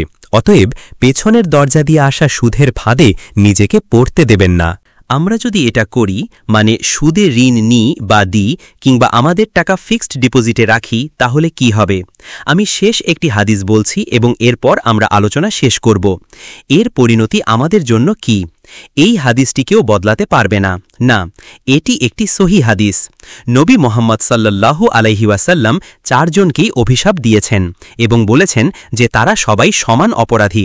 তিনি 4 জনকেই অভিশাপ দিয়েছেন এবং বলেছেন যে তারা সবাই সমান অপরাধী। যে রিবা বা সুদ গ্রহণ করে, যে সুদ দেয়, যে এই লেনদেনটি লিখে রাখে এবং 2 জন সাক্ষী, এবং তিনি বলেছেন তারা সবাই সমান অপরাধী। যদি তারা সবাই সমান অপরাধী হয়, তাহলে এর মানে কি? এর শাস্তি কি? যে সুদ গ্রহণ করে তার শাস্তি কি? এটি কোরআনের শেষ নাজিল হওয়া আয়াতে আছে, ওয়ামান আদা ফাউলাইকা আসহাবুন নার হুম ফিহা খালিদুন। এই আয়াত নাজিল হওয়ার পরেও যদি আপনি সুদ গ্রহণ করেন, তাহলে আপনি কেবল জাহান্নামেরই নন, বরং তার চেয়েও বেশি। আপনি সেখানে চিরকাল থাকবেন, চিরকাল। এটাই হলো সুদ গ্রহণকারীর শাস্তি। তাহলে যে সুদ দেয় তার শাস্তি কি? সে সুদে টাকা ধার করে বাড়ি কিনেছে এবং এই লেকচার শোনার পরেও সে তওবা করবে না। সে বাড়ি ফিরে গিয়ে তার স্ত্রীর সাথে বসে বলবে না যে আমরা পাপ করেছি, আমাদের এ থেকে বেরিয়ে আসতে হবে, আমাদের অবশ্যই তওবা করতে হবে, আমাদের আল্লাহর কাছে ইস্তেগফার করতে হবে এবং যত তাড়াতাড়ি সম্ভব এই সুদ থেকে বেরিয়ে আসতে হবে। না না, সে এসব মানতে রাজি না। সে প্রতি মাসে সুদের টাকা আর বাড়ির মর্টগেজ পরিশোধ করার জন্য চেক লিখে যাবে। নবীজি বলেছেন তার পাপ সুদ গ্রহণকারীর সমান। আর যে ব্যাংকে কাজ করে, এই লেনদেনগুলো লিপিবদ্ধ করে, তার কি হবে? তার পাপ সুদ গ্রহণকারীর সমান। যে এই লেনদেনে সাক্ষী থাকে, তার কি হবে? তার পাপ সুদ গ্রহণকারী বা সুদখোরের সমান। যদি তাদের পাপ সমান হয়, তাহলে এটা স্পষ্ট যে তাদের শাস্তিও সমান হতে হবে। তারা সবাই জাহান্নামে প্রবেশ করবে এবং সেখানে চিরকাল থাকবে। আমরা আল্লাহ সুবহানাহু ওয়া তাআলার কাছে দোয়া করি যেন তিনি আমাদের প্রতি দয়া করেন এবং এই বিষয়টি বুঝতে আমাদের সাহায্য করেন। আমরা অতীতে যা করেছি তার জন্য তিনি যেন আমাদের ক্ষমা করে দেন এবং সুদবিহীন জীবনযাপন করার চেষ্টায় তিনি যেন আমাদের সাহায্য করেন। এমন কোনো পরিস্থিতি আছে কি যেখানে সুদ জায়েজ বা অনুমোদিত? আল্লাহ সুবহানাহু ওয়া তাআলা কোরআনে জারুরাত বা চরম প্রয়োজনের একটি নীতি দিয়েছেন। যখন এমন পরিস্থিতি আসে যা জারুরাত হিসেবে গণ্য হয়, তখন একজন মুসলিমের জন্য জীবন বাঁচাতে লাহমুল খিনজির বা শূকরের মাংস খাওয়া জায়েজ হয়ে যায়। সুতরাং সুদের নিষেধাজ্ঞার ক্ষেত্রেও যখন একজন মুসলিম এমন পরিস্থিতির মুখোমুখি হয় যে তার জন্য আর কোনো পথই খোলা নেই, বিলকুল কোনো পথই নেই, তখন সে জারুরাতের নীতি প্রয়োগ করতে পারে। কিন্তু যদি তার জন্য অন্য কোনো উপায় থাকে, যেমন সে যদি সিডনি ছেড়ে মেলবোর্নে গিয়ে খাবার জোগাড় করতে পারে কারণ সেখানে খাবার পাওয়া যায়, তাহলে সে সিডনিতে শূকরের মাংস খেতে পারবে না।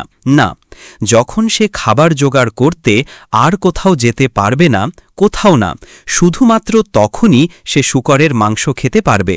সুতরাং আল্লাহর পৃথিবীতে যদি এমন কোনো জায়গা থাকে যেখানে আপনি গিয়ে সরাসরি সুদ থেকে বাঁচতে পারেন, অবশ্যই এর ধুলোবালি থেকে আপনি বাঁচতে পারবেন না, তাহলে জরুরাতের নীতি প্রয়োগ করার আগে একজন মুসলিমের জন্য ফরজ হল আল্লাহর পৃথিবীতে এমন একটি জায়গা খুঁজে বের করার চেষ্টা করা যেখানে সে তার দিন নিয়ে বাঁচতে পারবে।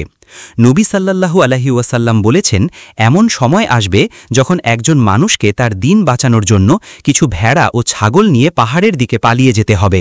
সূরা নিসায় একটি আয়াত আছে, ফেরেশতারা এমন কিছু লোকের রূহ কবজ করেছেন যারা নিজেদের আত্মার ওপর জুলুম করেছে।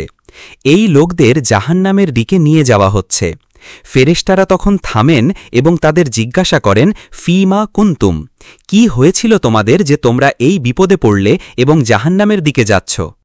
এই লোকেরা উত্তর দেয়, আমাদের কোনো বিকল্প ছিল না, আমাদের জন্য কোনো পথ খোলা ছিল না। কুন্না মুস্তাদআফিনা ফিল আরদ, আমরা পৃথিবীতে অসহায় ছিলাম, কোনো উপায় ছিল না।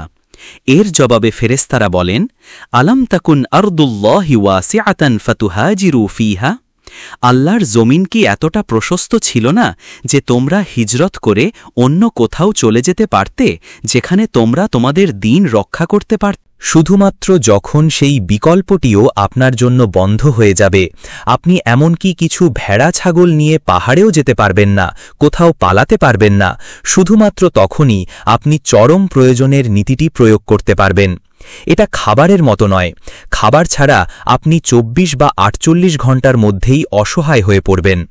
তখন যদি আপনার কাছে কোনো খাবার না থাকে এবং আপনি মারা যাচ্ছেন, তবে আপনি শূকরের মাংস খেতে পারেন। আর কোনো প্রশ্ন? হ্যাঁ। আসসালামু আলাইকুম। যদি কোনো ব্যক্তি খ্রিস্টান বা অন্য কোনো ধর্মের অনুসারী থাকে এবং সে একটি ফ্ল্যাট বা বাড়ি কেনে, তারপর সে মুসলিম হয়, তাহলে তার জন্য সবচেয়ে ভালো কাজ কি হবে? ওয়ালাইকুমুসসালাম ওয়ারাহমাতুল্লাহ। আপনি খ্রিস্টান ছিলেন বা মুসলিম ছিলেন এবং বাড়ি কিনেছেন, তাতে কিছু যায় আসে না। আল্লাহ বলেন, ফামান জাআহু মাউইদাতুম মির রাব্বিহি ফান্তাহা, যার কাছে এখন তার রবের পক্ষ থেকে উপদেশ ও সতর্কবার্তা পৌঁছেছে, যেমন আজ রাতে এই মসজিদে, এবং ফান্তাহা, সে এখন সুদ থেকে বেরিয়ে আসার নিয়ত করে, এবং সেই নিয়ত করার পর আপনি এখন পূর্ণ গতিতে তা থেকে বেরিয়ে আসার চেষ্টা শুরু করেন, ফালাহু মা সালাফ ওয়া আমরুহু ইলাল্লাহ। অতীতে সুদের মাধ্যমে যদি আপনি কোনো লাভ করে থাকেন, তবে তা আপনাকে ছেড়ে দিতে বলা হবে না। ইসলামিক রাষ্ট্র এর জন্য আপনার পেছনে লাগবে না, এবং আপনার বিষয়টি এখন আল্লাহর আদালতে চলে গেছে।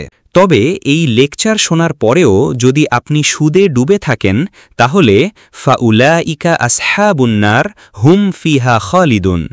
সুতরাং প্রথম যে কাজটি আপনাকে করতে হবে তা হল আপনার অন্তরে এই নিয়ত করা, হে আল্লাহ, আমি স্বীকার করছি যে সুদের মধ্যে প্রবেশ করে আমি পাহাড় সমান পাপ করেছি, আমি আপনার ক্ষমা প্রার্থনা করছি এবং এ থেকে বেরিয়ে আসার জন্য তৌবা করছি। এবং নিয়ত করার পর আপনি যত তাড়াতাড়ি সম্ভব তা থেকে বেরিয়ে আসার জন্য সর্বোচ্চ চেষ্টা চালিয়ে যাবেন। হ্যাঁ, আপনি লিজ এবং ভাড়ার কথা বলেছেন। আপনি তো এখন আপনার বাড়ি বিক্রি করে দিয়েছেন, আলহামদুলিল্লাহ, কিন্তু এখন তো আপনি ভাড়া থাকবেন। ঠিক আছে, আমি নিউ ইয়র্কে একটি অ্যাপার্টমেন্ট ভাড়া নিয়ে থাকতাম। আমি নিউ ইয়র্কে 10 বছর এবং মায়ামিতে 1 বছর থেকেছি, কখনো বাড়ি কিনিনি। এটি একটি 2 বেডরুমের অ্যাপার্টমেন্ট ছিল এবং আমি নিউ ইয়র্কে প্রতি মাসে $1000 ভাড়া দিতাম। কিন্তু আমি জানি যে আমি যে $1000 ভাড়া দিচ্ছি তার মধ্যে আমার বাড়িওয়ালার সুদের অংশও আছে, কারণ সে সুদে ব্যাংক লোন নিয়ে বাড়িটি কিনেছিল। সুতরাং আমি তার হয়ে তার সুদ পরিশোধ করছি। তাই আমি পরোক্ষভাবে সুদের সাথে জড়িত। যখন একজন মুসলিম দুটি মন্দের সম্মুখীন হয় এবং কোনো পথ খোলা না থাকে, তখন তাকে অবশ্যই ছোট মন্দটি বেছে নিতে হবে। কিন্তু যখনই তার জন্য সব মন্দ থেকে বেরিয়ে আসার সুযোগ আসে, তাকে অবশ্যই বেরিয়ে আসতে হবে।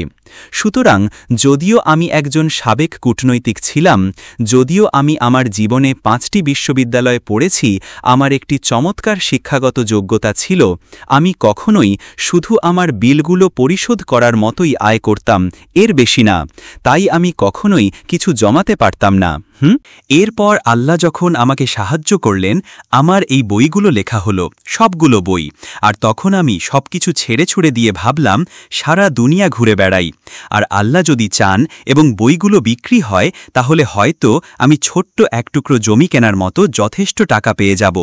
আল্লাহ আমাকে সাহায্য করেছেন, আর এখন আমার কাছে জমি কেনার মতো টাকা আছে, ঠিক আছে? আর এখন আমি ভাবি হয়তো আল্লাহ আমাকে আরও সাহায্য করবেন, আর আমি একটা ছোট বাড়ি বানানোর মতো টাকা পেয়ে যাব, খুব ছোট একটা বাড়ি। এখন আমি এই পর্যায়ে আছি। কাজেই যখনই আমার একটা ছোট বাড়ি বানানোর মতো সামর্থ্য হবে, আমি আর ভাড়া থাকব না। যতদিন না আমার সেই সামর্থ্য হচ্ছে, আমার আর কোনো উপায় নেই, আমাকে ভাড়াই থাকতে হবে। কিন্তু আমি পরোক্ষ রিবার মধ্যে আছি, তাই না? কেন? বাড়ির মালিক আর তার ব্যাংক লোনের সাথে আমার কি সম্পর্ক? আমার তো এটা নিয়ে কিছু করার নেই। কিয়ামতের দিন সে কি করছে তার জন্য তো আমার বিচার হবে না। হ্যাঁ, বাড়ির মালিক সরাসরি সুদের সাথে যুক্ত হয়েছে, তাই তাকে ব্যাংকের সাথে করা সেই চুক্তির জন্য জবাবদিহি করতে হবে, ঠিক আছে? কিন্তু আমাকে এই সত্যিটা অস্বীকার করলে চলবে না যে আমি কিন্তু স্বাভাবিক বাজার দরের ভাড়া দিচ্ছি না। যদি অর্থনীতি সুদের ওপর ভিত্তি করে না চলত, তাহলে আমাকে যে ভাড়াটা দিতে হতো তা হয়তো মাসে $600 বা $700 হতো। কিন্তু যেহেতু বাড়িটা সুদের ওপর ব্যাংক লোন নিয়ে কেনা হয়েছে, তাই বাজারের ভাড়ার মূল্য বেড়ে গেছে, বুঝতে পারছেন? তাই আমাকে এটা স্বীকার করতেই হবে যে আমি পরোক্ষভাবে সুদের মধ্যে আছি। কিন্তু যেহেতু আমার অন্য কোনো উপায় নেই, আমার নিজের একটা বাড়ি, এমনকি সবচেয়ে ছোট একটা বাড়ি কেনারও সামর্থ্য নেই, তাই আমাকে এই অপেক্ষাকৃত কম মন্দের সাথেই থাকতে হচ্ছে। কিন্তু যখনই আমি সবচেয়ে ছোট বাড়িটারও মালিক হব, আমি এই কম মন্দ থেকেও বেরিয়ে আসব, এবং তখন আমার আর কোনো সুদ থাকবে না, ঠিক তো? প্রশ্ন হল, একটি ব্যবসায়িক লেনদেনে আপনার লাভ বা লোকসান দুটোরই সম্ভাবনা থাকে, কিন্তু সুদের লেনদেনে লোকসানের কোনো সম্ভাবনাই থাকে না। আমি এটা এভাবেও বলতে পারতাম যে ব্যাংক শুধু যে লোকসান থেকে সুরক্ষিত থাকে তাই নয়, বরং ব্যাংক লোকসানের সম্ভাবনাকে সর্বনিম্ন পর্যায়ে নামিয়ে আনে। তাই আপনাকে জামানত কলাটেরাল দিতে হবে, আপনাকে একটা মর্টগেজ বা বন্ধক পত্রে সই করতে হবে।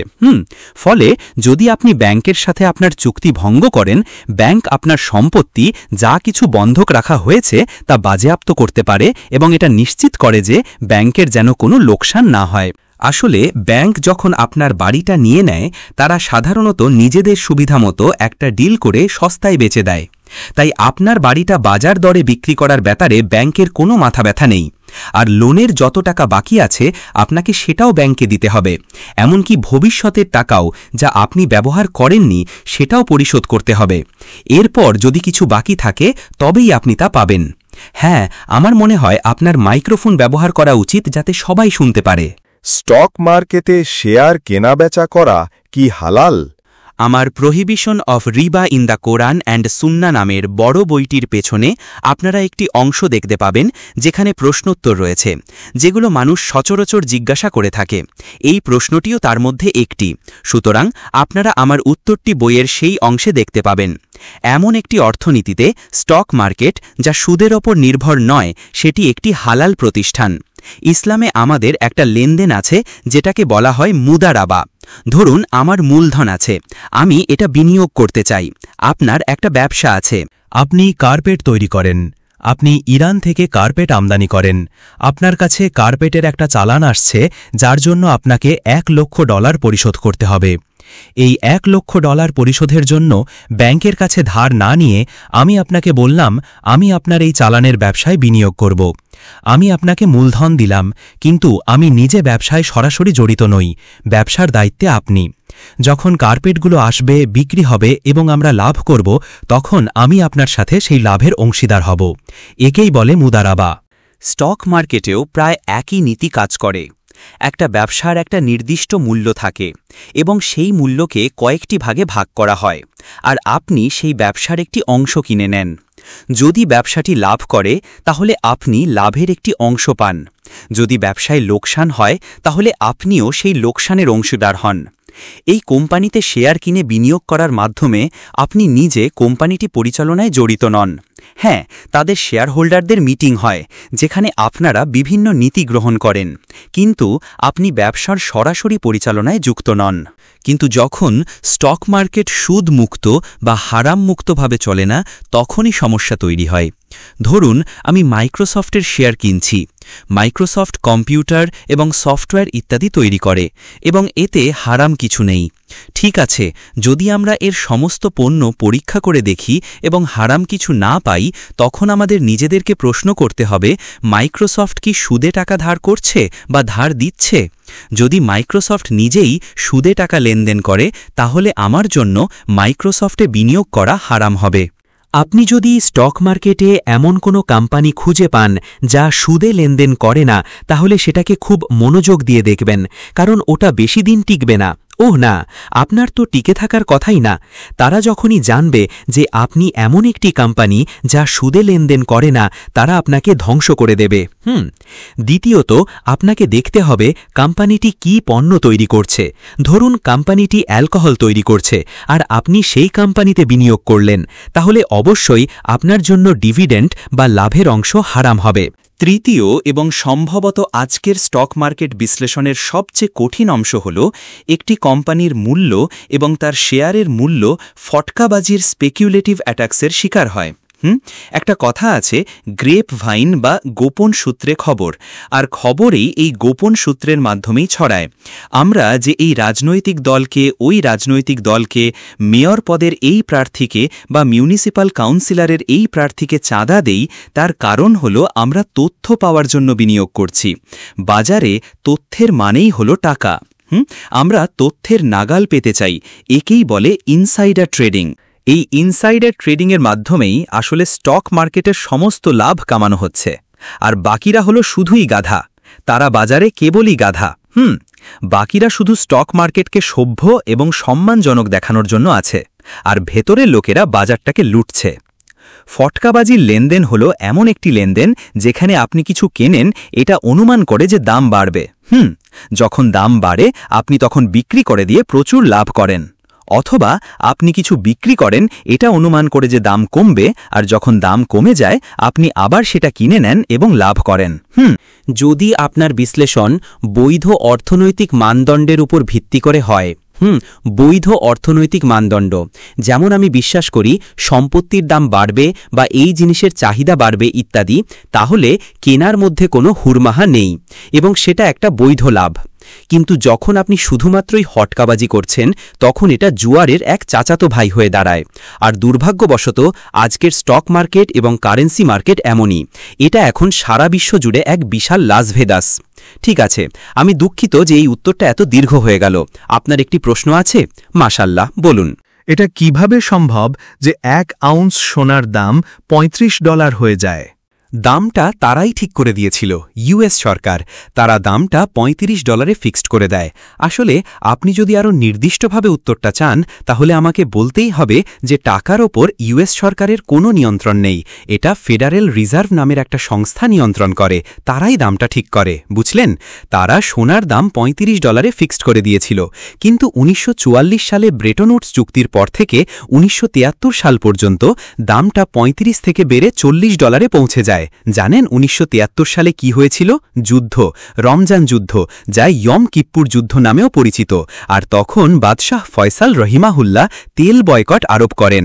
এটা আপনাদের মধ্যেকার কয়েকজনের জন্মের আগের ঘটনা, তাই না? যুক্তরাষ্ট্রের ওপর তেল বয়কট।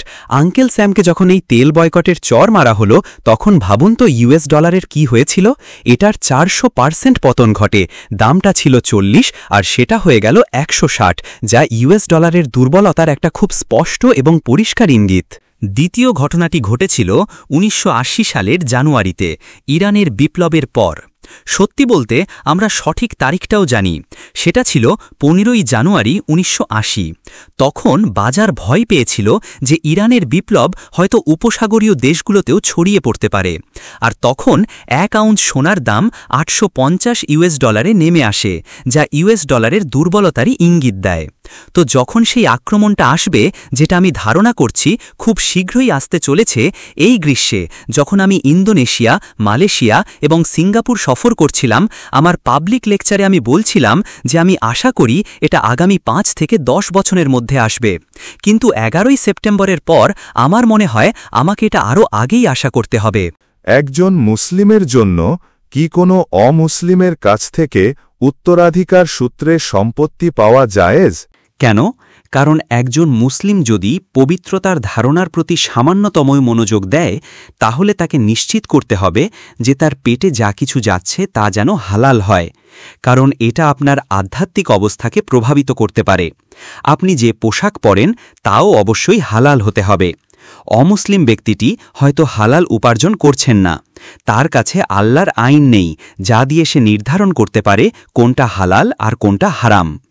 আপনি যদি তার কাছ থেকে উত্তরাধিকার পান, তাহলে প্রথম এবং সবচেয়ে বিপজ্জনক সম্ভাবনা হল আপনি হয়তো এমন কিছু পাচ্ছেন যা হারাম এবং এমন কিছু খাচ্ছেন যা হারাম। যদি একজন অমুসলিমের কাছ থেকে উত্তরাধিকার নেওয়াই জায়েজ না হয়, তাহলে তার কাছ থেকে দান গ্রহণ করা কিভাবে জায়েজ হতে পারে? দরুরা অবস্থায় হ্যাঁ, আপনি শূকরের মাংসও গ্রহণ করতে পারেন। তাই আমার উত্তর দরুরা পরিস্থিতির জন্য প্রযোজ্য নয়। আমার উত্তর সেই সব পরিস্থিতির জন্য যা দরুরা হিসেবে গণ্য হয় না। সুতরাং একজন মুসলিমকে সে যা খাচ্ছে তা হালাল কিনা তা নিশ্চিত করার জন্য এটাও নিশ্চিত করতে হবে যে সে যা গ্রহণ করছে সেটাও হালাল, ঠিক? আমি উত্তর আমেরিকা ও ইউরোপে মুরাবিতুন নামে একটি আন্দোলনের কথা শুনেছি, যারা আসল টাকার এই ধারণাটিকে পুনরুজ্জীবিত করছে। আপনি কি এ বিষয়ে কিছু আলোকপাত করতে পারেন? আমি অক্টোবরে কেপ টাউনে প্রথমবারের মতো শেখ আবদাল কাদির এবং উমর ভাদিলোরের সাথে দেখা করি। আলহামদুলিল্লাহ, আমি তাদের সাথে দেখা করার সুযোগ পেয়েছি। আমি উমর ভাদিলোরের লেখা থেকে, মুরাবিতুনের লেখা থেকে উপকৃত হয়েছি। আর মুরাবিতুন যে চমৎকার কাজ করেছে, বিশেষ করে সুদের এবং কাগজে টাকার বিষয়টি ব্যাখ্যা করার ক্ষেত্রে আমি তার প্রশংসা করি। মুরাবিতুন শুধু এটুকুই করেনি, তারা টাকা তৈরি করতে শুরু করেছে। তারা সোনার মুদ্রা এবং রূপোর মুদ্রা তৈরি করছে। ঠিক আছে, তারা এখন মুসলিম গ্রাম প্রতিষ্ঠা করতে চাইছে, ঠিক যেমনটা আমি করতে চাই। এবং সেই মুসলিম গ্রামগুলিতে তারা আসল টাকার প্রচলন করতে চায়। কিন্তু এর মধ্যে তারা ইসলামিক দিনার ব্যবহার করে ই-কমার্স বা ইলেকট্রনিক কমার্স প্রতিষ্ঠা করেছে। তারা আপনাকে দিনার কিনতে বলে এবং তারপর তাদের ট্রেডিং মার্কেটের মধ্যে ব্যবসার জন্য আপনার দিনার ব্যবহার করতে বলে। এই সিস্টেমের সাথে এখন পর্যন্ত আমরা একমাত্র যে সমস্যাটি খুঁজে পেয়েছি সেটা হলো এটি সেই একই ভিত্তির উপর শুরু হয়েছে যার উপর ইউরোপীয় সিস্টেম শুরু হয়েছিল। অর্থাৎ আমরা আসল দিনার ব্যবহার করব না বা হাতে হাতে দিনার দেব না। না, আমরা দিনারের জন্য একটি রসিদ ব্যবহার করব আর সব দিনার একটি কেন্দ্রীয় স্থানে রাখা হবে এবং দিনারগুলো সেখানে রাখার জন্য আমাদের টাকা দিতে হবে। তারা দিনারগুলো রেখে এবং সংরক্ষণ করে টাকা আয় করবে। আর আমাদেরকে তাদের সততা এবং বিশ্বস্ততার ওপর নির্ভর করতে হবে যে যখন আমরা আমাদের টাকা চাইব আমরা তা ফেরত পাব। আমি এতে স্বাচ্ছন্দ্য বোধ করি না। আমার মার্কেটে প্রত্যেক মানুষ তার টাকা নিজের পকেটে রাখবে, তার বালিশের নিচে রাখবে। আর যখন আপনি কেনাবেচা করবেন, আপনি সেভাবেই টাকা হস্তান্তর করবেন যেভাবে মুহাম্মদ সাল্লাল্লাহু আলাইহি ওয়াসাল্লাম জীবিত থাকাকালীন করা হতো। আমাদের কাছে বোনদের পক্ষ থেকে দুটি প্রশ্ন আছে। আপনি ব্যাখ্যা করেছেন যে সুদ দেওয়াও একটি পাপ। পরিবারে যদি আপনার স্বামী সুদ দেয় এবং আপনি তার স্ত্রী হন, তাহলে কি হবে? যদি আপনার স্বামী সুদের সাথে সরাসরি জড়িত থাকে, যেমন তিনি ব্যাংক থেকে সুদে টাকা ধার করেছেন এবং মর্টগেজ পরিশোধ করছেন এবং আপনি তার স্ত্রী হন, কিন্তু আপনি চুক্তিতে স্বাক্ষর করেননি, শুধু তিনিই করেছেন, তাহলে তিনি সুদে আছেন, আপনি নন। যদি আপনারা দুজনেই চুক্তিতে স্বাক্ষর করে থাকেন, তাহলে আপনিও সরাসরি সুদে জড়িত। যদি তিনি তার টাকা ফিক্সড ডিপোজিটে রাখছেন এবং সুদ নিচ্ছেন এবং তারপর সেই সুদের টাকা দিয়ে পরিবারের ভরণপোষণ করছেন, তাহলে শুধু তিনিই সুদ খাচ্ছেন না, আপনিও সুদ খাচ্ছেন এবং আপনার সন্তানরাও সুদ খাচ্ছে। কিন্তু যদি তিনি শুধু সুদ দিচ্ছেন, নিচ্ছেন না, তাহলে তিনি রিবাতে আছেন, আপনি নন। তবে আপনি এখন এমন একজন লোকের সাথে বাস করছেন যাকে নবী মোহাম্মদ আলাইহিস সালাতু ওয়াসসালাম অভিশাপ দিয়েছেন। কোনো মহিলারই এমন একজন লোকের সাথে থাকতে চাওয়া উচিত নয় যার ওপর নবীর অভিশাপ রয়েছে। সুতরাং আপনি যা করবেন তা হল, আপনি আপনার স্বামীকে জানাবেন, হয় তুমি সুদ থেকে বেরিয়ে আসো, না হলে আমি তোমার জীবন থেকে বেরিয়ে যেতে চাই। তখন সে উত্তর দিতে পারে, ঠিক আছে, তুমি চলে যেতে চাইলে যেতে পারো, আমি অন্য কাউকে খুঁজে নেব। অথবা সে বলতে পারে, না, আমি ভুল করেছি, আমি তোমাকে কথা দিচ্ছি, আমি সুদ থেকে বেরিয়ে আসব। সেক্ষেত্রে আপনি আল্লাহর শুকরিয়া আদায় করবেন যে আপনার স্বামী সঠিক পথ দেখতে পেয়েছে, এবং এখন আপনি তাকে সুদ থেকে বেরিয়ে আসার জন্য সাহায্য ও উৎসাহিত করবেন, এবং আপনারা দুজনেই সাহায্যের জন্য আল্লাহর কাছে দোয়া করবেন। আপনি যখন আপনার অ্যাকাউন্ট থেকে সুদ তোলেন তখন সেই টাকা দিয়ে কি করবেন? ধরুন আমি $1,00,000 ফিক্সড ডিপোজিটে রেখেছিলাম এবং 1 বছর পর আমি প্রায় $10,000 পেলাম। এখন আমার কাছে এই $10,000 আছে, যা হলো সুদের টাকা। প্রশ্ন হলো, আমি এই $10,000 দিয়ে কি করতে পারি? আমি কি এটা গরিবদের দিতে পারি? আমি এটা কেবল তখনই গরিবদের দিতে পারবো যদি এটা গরিবদের জন্য হালাল হয়, ঠিক আছে? যদি এটা গরিবদের জন্য হালাল হয়। কিন্তু এটা গরিবদের জন্য কেবল তখনই হালাল হবে যদি আল্লাহ বা তার রাসূল বলে থাকেন যে এটা গরিবদের জন্য হালাল। আল্লাহ কি তা বলেছেন? না, তিনি বলেননি। নবী আলাইহিস সালাতু ওয়াসসালাম কি তা বলেছেন? না, তিনি বলেননি। কাজেই আমি যদি এটা গরিবদের দেই, তাদের পেটে আগুন ঢুকিয়ে দেওয়া। যখন সেই গরিব মানুষটা এই সুদের টাকা নেয় এবং খায়, তখন তার পেটে সুদ প্রবেশ করে। আমি যদি তাকে না বলি যে এটা সুদের টাকা, তাহলে এটা আমার পক্ষ থেকে আরও বড় গুনাহ। তাই আমি এটা অন্যদেরকে দান হিসাবেও দিতে পারি না, কারণ এটা তাদের জন্য হারাম। আমি কি এটা কোনো ইহুদিকে দিতে পারি? আমি কি কোনো খ্রিস্টানকে দিতে পারি? আমি কি কোনো বৌদ্ধকে দিতে পারি? আল্লাহ যখন কোরআন নাজিল করেছিলেন, তিনি কি শুধু মুসলিমদের জন্য পাঠিয়েছিলেন, নাকি সমস্ত মানবজাতির জন্য? ইয়া আইয়ুহান্নাস ইন্নী রাসূলুল্লাহি ইলাইকুম জামিআ। হে মানবজাতি, আমি তোমাদের সকলের জন্য প্রেরিত আল্লাহর রাসূল, সমস্ত মানবজাতির জন্য। তাই সুদের নিষেধাজ্ঞা সমস্ত মানবজাতির জন্য প্রযোজ্য। আচ্ছা, যদি আমি এটা অন্য কাউকেও দিতে না পারি, তাহলে আমি এটা দিয়ে কি করতে পারি? আমি এটা নিজের কাছে রাখতে পারি না, অন্যদেরও দিতে পারি না, আর কোনো জিনের সাথে দেখা করার সুযোগও আমার নেই। তাহলে আমি এটা দিয়ে কি করব? আমি বলছি, আমি এটা দিয়ে কি করতাম।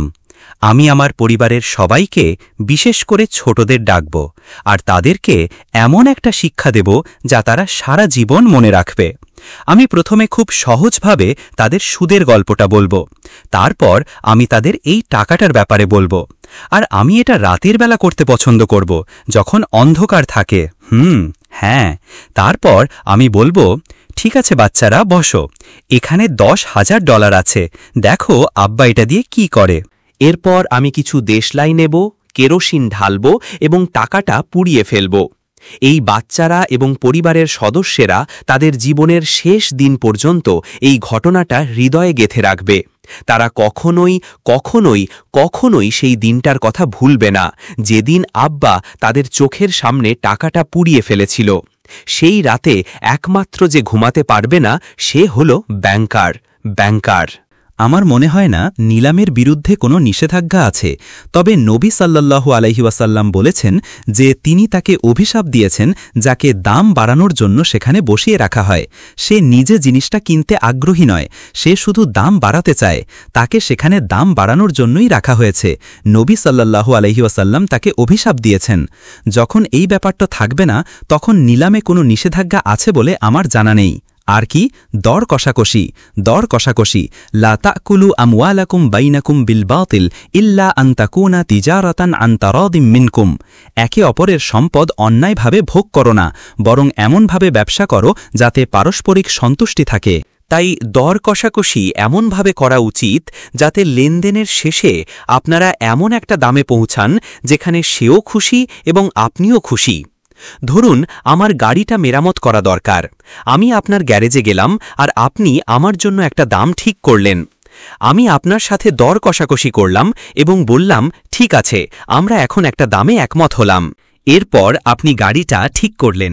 আর আমি আপনাকে টাকা দিলাম, আমি বাড়ি গেলাম এবং আপনার কাজে আমি খুশি, কারণ এটা এমন একটা লেনদেন যেখানে আপনিও খুশি এবং আমিও খুশি। ভবিষ্যতে যখন আমার গাড়ি আবার মেরামত করার দরকার হবে, আমি আপনার কাছেই ফিরে আসব। এমনকি যদি আমি এই এলাকা ছেড়ে 50 মাইল দূরেও চলে যাই, আমি আমার গাড়ি নিয়ে আপনার কাছেই আসতে চাইব।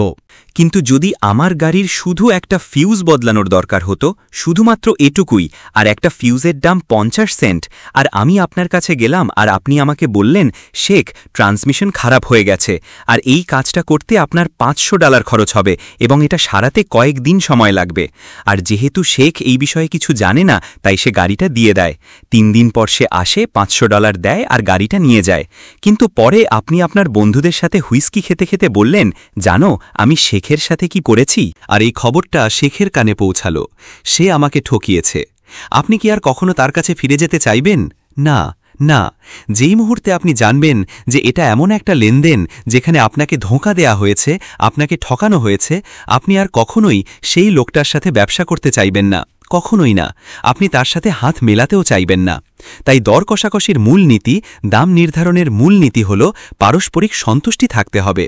ইসলাম কোনো নির্দিষ্ট দাম ঠিক করে দেয়নি, না, কিন্তু ইসলাম পারস্পরিক সন্তুষ্টির একটা নিয়ম ঠিক করে দিয়েছে। আমরা কি আর একটা প্রশ্ন নিতে পারি?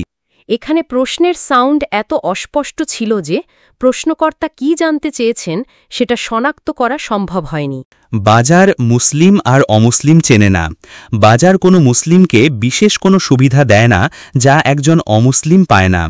যদি একজন হিন্দু বাজারে থাকে, সেই হিন্দু বেশি টাকা আয় করতে পারে আর মুসলিম কম টাকা আয় করতে পারে। যতক্ষণ বাজারের দাম এবং ব্যবসায়িক লেনদেনের বিষয় জড়িত, বাজার একজন মুসলিম এবং অমুসলিমের মধ্যে কোনো বৈষম্য করে না। ইসলাম শুধু একটি মুক্ত ও ন্যায্য বাজার প্রতিষ্ঠা এবং তা টিকিয়ে রাখার চেষ্টা করে। আপনি হিন্দু, মুসলিম, ইহুদি বা বৌদ্ধ যাই হন না কেন, আপনি আর 5 জনের মতোই বাজারে যাবেন। আর যদি আল্লাহ আপনাকে লাভ দিতে চান, আপনি লাভ পাবেন। যদি আল্লাহ আপনাকে লোকসান দিতে চান, আপনার লোকসান হবে। শুনুন, আমাদের অনেক প্রশ্ন আছে, আমরা 1, 2, 3 নিয়ে শেষ করব, ঠিক আছে? আসসালামু আলাইকুম। এখন 11:15 বাজে। এখানে অস্ট্রেলিয়ায় বেশিরভাগ মুসলিম সোশ্যাল সিকিউরিটির ওপর নির্ভরশীল, আর তাদের আয় খুব কম। আর তারা সবাই ভাড়া দেয়। ভাড়া হয়তো সপ্তাহে $200, আর তারা সারা জীবন ভাড়া দিয়েই যায় যদি তারা ব্যাংক বা অন্য কোনো লোক থেকে টাকা না নেয়। কিন্তু সেই লোক সুদের বিনিময়েই টাকা দিতে চায়। কিন্তু তারা এমন একজনকে ভাড়া দেয় যে বাড়িটা বানিয়েছে, যে একজন ইহুদি। সে বিল্ডিং বানিয়েছে, ফ্ল্যাট বানিয়েছে, আর তারা তাকে ভাড়া দেয়। আর এই ভাড়া তাদের টাকার কখনো ফেরত আসবে না। কিন্তু তারা যদি সেই একই ইহুদির কাছ থেকে সুদ নেয় এবং লোন নেয়, তাহলে একদিন ফ্ল্যাটটা তাদের হয়ে যাবে। আমার মনে হয় আল্লাহ আলাম, এই লোকগুলো ইসলামী রাষ্ট্রগুলোর রাজাদের কারণে এটা করতে বাধ্য হয়েছে, কারণ তারা তাদের টাকা আমেরিকা বা পশ্চিমা ব্যাংকগুলোতে রেখেছে। তারা যদি ইসলামিক উপায়ে কাজ করত, তাহলে সব মুসলিম এর থেকে উপকৃত হতো। কিন্তু এখন আমার মনে হয় এই মানুষগুলোকে আমরা দারুরি বা জরুরি অবস্থার মধ্যে ফেলতে পারি। এখন এই অবস্থায় সংখ্যালঘু হিসেবে, গরিব মানুষ হিসেবে, কারণ তারা এই দেশে সবকিছু ছাড়া এসেছে, আর তারাই ভাড়া দিয়ে যাচ্ছে, আর তারা তাদের টাকা কখনো ফেরত পাবে না। কিন্তু ফ্ল্যাটটা কোনো এক সময় তাদের হবে, আর তারা এবং তাদের সন্তানরা বেঁচে থাকবে, এবং এই ফ্ল্যাট তাদের সন্তানদের উত্তরাধিকার হিসেবে দিয়ে যেতে পারবে সুদ ছাড়াই। আর এই পরিস্থিতি মুসলিমদের জন্য একটি অমুসলিম দেশে সত্যিই খুব খুব কঠিন, কিন্তু আল্লাহ আমাদের চেয়ে ভালো জানেন। ঠিক আছে, এই শেখ কোনো প্রশ্ন করেননি। তিনি আমার মতামতের সাথে ভিন্নমত পোষণ করেছেন। ঠিক আছে, আমি এখানে কাউকে বোঝাতে বা সুদে টাকা নিয়ে ফ্ল্যাট কেনা থেকে বিরত রাখতে আসিনি। না, আল্লাহ আমাকে এই কাজ দেননি।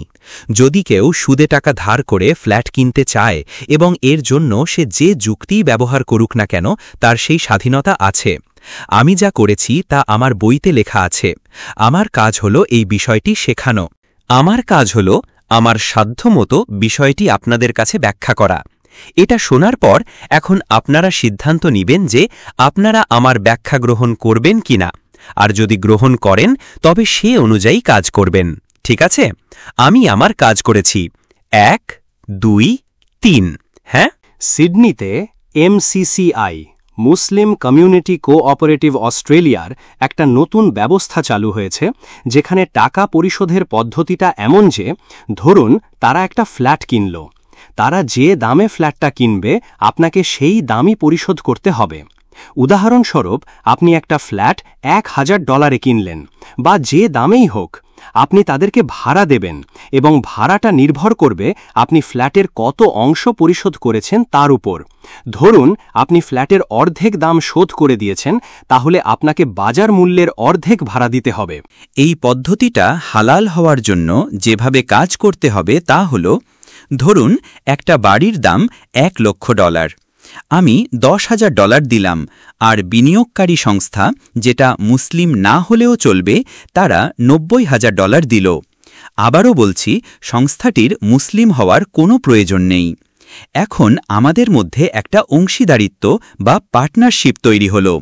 আমরা অংশীদারিত্বের ভিত্তিতে বাড়িটা কিনেছি। তারা বাড়ির 90% মালিকানার মানে ইকুইটি মালিক, আর আমি 10% মালিকানার মালিক। এখন আমরা একটা পার্টনারশিপে আছি। এই পার্টনারশিপ এখন আমার সাথে একটি চুক্তি করবে, যেটা হবে একটি ভাড়া চুক্তি, রেন্টাল এগ্রিমেন্ট। চুক্তিটা হলো, আমি বাড়িটিতে থাকব এবং বাজার মূল্যের ভাড়া দেব। ভাড়াটা এমন হবে না যে 90% মালিকানার পার্টনার যা ইচ্ছা তাই নির্ধারণ করে দেবে। কোনো একজন পার্টনার একতরফাভাবে ভাড়া ঠিক করতে পারবে না। ভাড়া নির্ধারিত হবে বাজার মূল্য অনুযায়ী, যা একটি নিরপেক্ষ ব্যবসায়িক মূল্যায়ন দ্বারা ঠিক করা হবে। আমি আবারও বলছি, ইসলাম বাজারের নীতির ওপর চলে, রাষ্ট্রের নীতির ওপর নয়। রাষ্ট্র বাজার দর ঠিক করে দেয় না, বাজারই বাজার দর ঠিক করে। সুতরাং আপনি একটি ব্যবসায়িক মূল্যায়ন করাবেন যা ভাড়ার মূল্য নির্ধারণ করবে, এবং এই মূল্যায়নকারী তৃতীয় পক্ষকে উভয় পার্টনারকেই মিলে ঠিক করতে হবে। যখন বাজার অনুযায়ী ভাড়া নির্ধারিত হবে, কোনো এক পার্টনারের ইচ্ছামতো নয়, তখন সেই ভাড়ায় বাড়িটি ভাড়া দেওয়া হবে। প্রতি মাসে যখন ভাড়া পরিশোধ করা হবে, তখন সেই ভাড়ার 90% চলে যাবে ওই পার্টনারের কাছে, আর 10% ফেরত আসবে আমার কাছে। এটা একটা সম্পূর্ণ আলাদা এবং স্বাধীন লেনদেন। যতক্ষণ পর্যন্ত আমার 10% মালিকানা আছে, আমি ভাড়ার 10% পেতে থাকব। ধরা যাক ভাড়ার চুক্তিটা 1 বছরের জন্য। 1 বছর শেষে আমরা আবার বাজার মূল্যায়ন করে দেখব যে ভাড়া একই থাকবে নাকি বাড়বে নাকি কমবে। প্রতি বছর আমাদের একটি নতুন ভাড়ার চুক্তি হবে, ঠিক আছে? এর পাশাপাশি আমাদের আরও একটি দ্বিতীয় চুক্তি থাকবে। দ্বিতীয় চুক্তিটা হল, সম্পত্তির মালিকানার অনুপাত অনুযায়ী বাড়ির মালিকেরা ট্যাক্স পরিশোধের জন্য দায়ী থাকবে। অর্থাৎ আপনি 90% ট্যাক্স দেবেন আর আমি দেব 10%। রক্ষণাবেক্ষণের খরচের জন্য তারা মালিকানার অনুপাতে দায়ী থাকবে। অর্থাৎ আপনি রক্ষণাবেক্ষণের বিলের 90% দেবেন আর আমি দেব 10%। এবং চুক্তিতে এটাও থাকবে যে একজন পার্টনার তার মালিকানার অংশ বাড়াতে পারবে যদি অন্য পার্টনাররা সম্মত হয়। যেমন আমি আমার মালিকানা 10% থেকে বাড়িয়ে 20% করতে চাই। যখনই আমি আমার পার্টনারের কাছ থেকে অংশ কিনতে চাইব, তখনই আমাদের বাড়ির তৎকালীন বাজার মূল্য নির্ধারণ করতে হবে, কারণ বাজার মূল্য পরিবর্তন হয়। আমরা বাড়ির প্রথম কেনা দামের উপর ভিত্তি করে চলব না। না, যতবারই আমি আপনার অংশ কিনব, ততবারই আমরা বাজার মূল্য নির্ধারণ করব। এর মাধ্যমে আমি যে অংশটা কিনতে চাই তারও বাজার মূল্য নির্ধারিত হবে। আমি আপনাকে টাকা পরিশোধ করব, আর আমার মালিকানা 10% থেকে 20, 30, 40, 50% এভাবে বাড়তে থাকবে। যখন আমি আপনার পুরো অংশ কিনে নেব, তখন বাড়িটা আমার হয়ে যাবে এবং আপনি সম্পূর্ণ মালিকানা আমার কাছে হস্তান্তর করবেন। এই লেনদেনটি হালাল।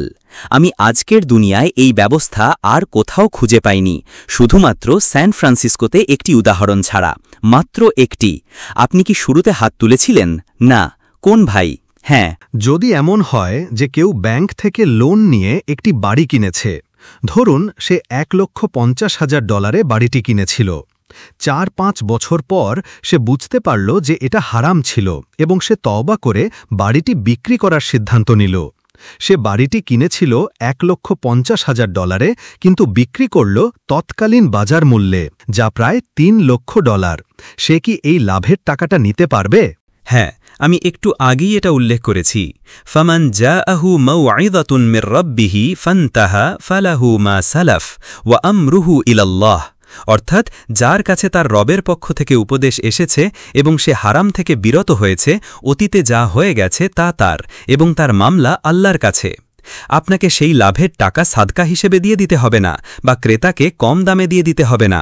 না, হ্যাঁ, আমি চার্জ সম্পর্কে জানতে চাই। যেমন আমরা যখন বিদেশে টাকা পাঠাই তখন তারা একটা চার্জ কাটে। এটা কি রিবা, সুদ? যদি টাকা এক জায়গা থেকে অন্য জায়গায় পরিবহন করা হয়, তাহলে যে ব্যক্তি টাকাটা পাচ্ছে সে তো টাকাটা ব্যবহার করছে না, টাকাটা শুধু একটা ব্যাগের মধ্যে আছে, সেই টাকার উপর তার কোনো অধিকার নেই। সে শুধু টাকাটা এক জায়গা থেকে অন্য জায়গায় নিয়ে যাচ্ছে। সে কেন এটা বিনামূল্যে করবে? কেন সে এটা বিনামূল্যে করবে? সে তার সময় দিচ্ছে, তাকে তার ঘোড়া ব্যবহার করতে হচ্ছে, তার টয়োটা ক্যামরি। তো টাকা এক জায়গা থেকে অন্য জায়গায় স্থানান্তর করার জন্য যে ব্যক্তি কাজ করছে তাকে অবশ্যই পারিশ্রমিক দিতে হবে। তবে আজকের দিনে আমরা যা দেখি তা টাকার চলাচল নয়, বরং কাগজের নোট আর ইলেকট্রনিক টাকার চলাচল। ঠিক আছে, আমি যদি আপনাকে 10টি সোনার মুদ্রা দিয়ে বলি এটা আমার জন্য মেলবোর্নে নিয়ে যাও, তাহলে আপনার সময় ও পরিশ্রমের জন্য আমাকে অবশ্যই আপনাকে পারিশ্রমিক দিতে হবে। কিন্তু এটা তো হালাল টাকা। যখন আপনি হারাম টাকা পরিবহন বা স্থানান্তর করছেন, তখন আমরা কিভাবে একটি হালাল ফতোয়া পেতে পারি? না, টাকাটাই তো হারাম। আপনি আপনার জাকাত দিচ্ছেন আর জাকাত দেওয়ার জন্য কাগজের টাকা ব্যবহার করছেন, এই কাগজের টাকাই তো হারাম। আমি জানতে চাই কোন গাণিতিক সূত্র ব্যবহার করে হারাম থেকে হালাল বের করা যায়। এটা আমার জ্ঞানের বাইরে, আমি গণিতের সেই অধ্যায় কখনো পড়িনি। এটা হারাম, হারাম থেকে কিভাবে হালাল বের হতে পারে? ঠিক আছে, আমরা কি শেষ দুটি প্রশ্ন নিতে পারি? হ্যাঁ, আমাকে প্রশ্ন করার সুযোগ দেওয়ার জন্য ধন্যবাদ। আমার প্রশ্নটি মূলত ইসলামী সমাজে যে দাসপ্রথা ছিল তা নিয়ে। যদি সেই ব্যবস্থাটি বৈধ হয়ে থাকে, তাহলে একজন মনিব এবং একজন দাসের মধ্যে লেনদেন কিসের ভিত্তিতে হতো? কারণ আমি এ ব্যাপারে পুরোপুরি নিশ্চিত নই। আপনি যদি কারিগরিভাবে এই সম্পর্ক বা চুক্তিটা ব্যাখ্যা করতেন। ইসলাম দাসপ্রথা চালু করেনি। ইসলাম দাসপ্রথার জবাবে পারস্পরিকতা, রেসিপ্রোসিটি নীতি গ্রহণ করেছিল। পারস্পরিকতা। যেহেতু আমরা দাসপ্রথার জবাবে পারস্পরিকতার নীতি গ্রহণ করেছিলাম, তাই দাসদের ক্রয় বিক্রয় হতো। সেটা একটা হালাল লেনদেন ছিল, কোনো অবৈধ লেনদেন নয়। আর যেহেতু এটা একটা হালাল লেনদেন, তাই সেখানে কোনো রিবা, সুদ ছিল না, যদি না কোনো প্রতারণা হয়ে থাকে। যখনই শত্রু আমাদের লোকদের যুদ্ধবন্দী হিসেবে দাস বানানো বন্ধ করে দেবে, আমরাও তাদের যুদ্ধবন্দীদের দাস বানানো বন্ধ করে দেব। আমরা দাস বানাবো না যদি না আল্লাহ দাস বানানোর আদেশ দেন, কারণ আল্লাহ এমনটা করেছেন। আল্লাহ কোনো জাতিকে দাস বানানোর আদেশ দিয়েছেন। সুতরাং যতক্ষণ পর্যন্ত শত্রু আমাদের যুদ্ধবন্দীদের দাস বানানো বন্ধ না করবে, আমরাও তাদের যুদ্ধবন্দীদের দাস বানানো বন্ধ করব না। এর বাইরে অন্য কোনো উপায়ে কাউকে দাস বানানো যেত না। ঠিক আছে। ربنا تقبل منا إنك أنت السميع العليم وتب علينا يا مولانا إنك أنت التواب الرحيم برحمتك يا أرحم الراحمين آمين يا رب العالمين.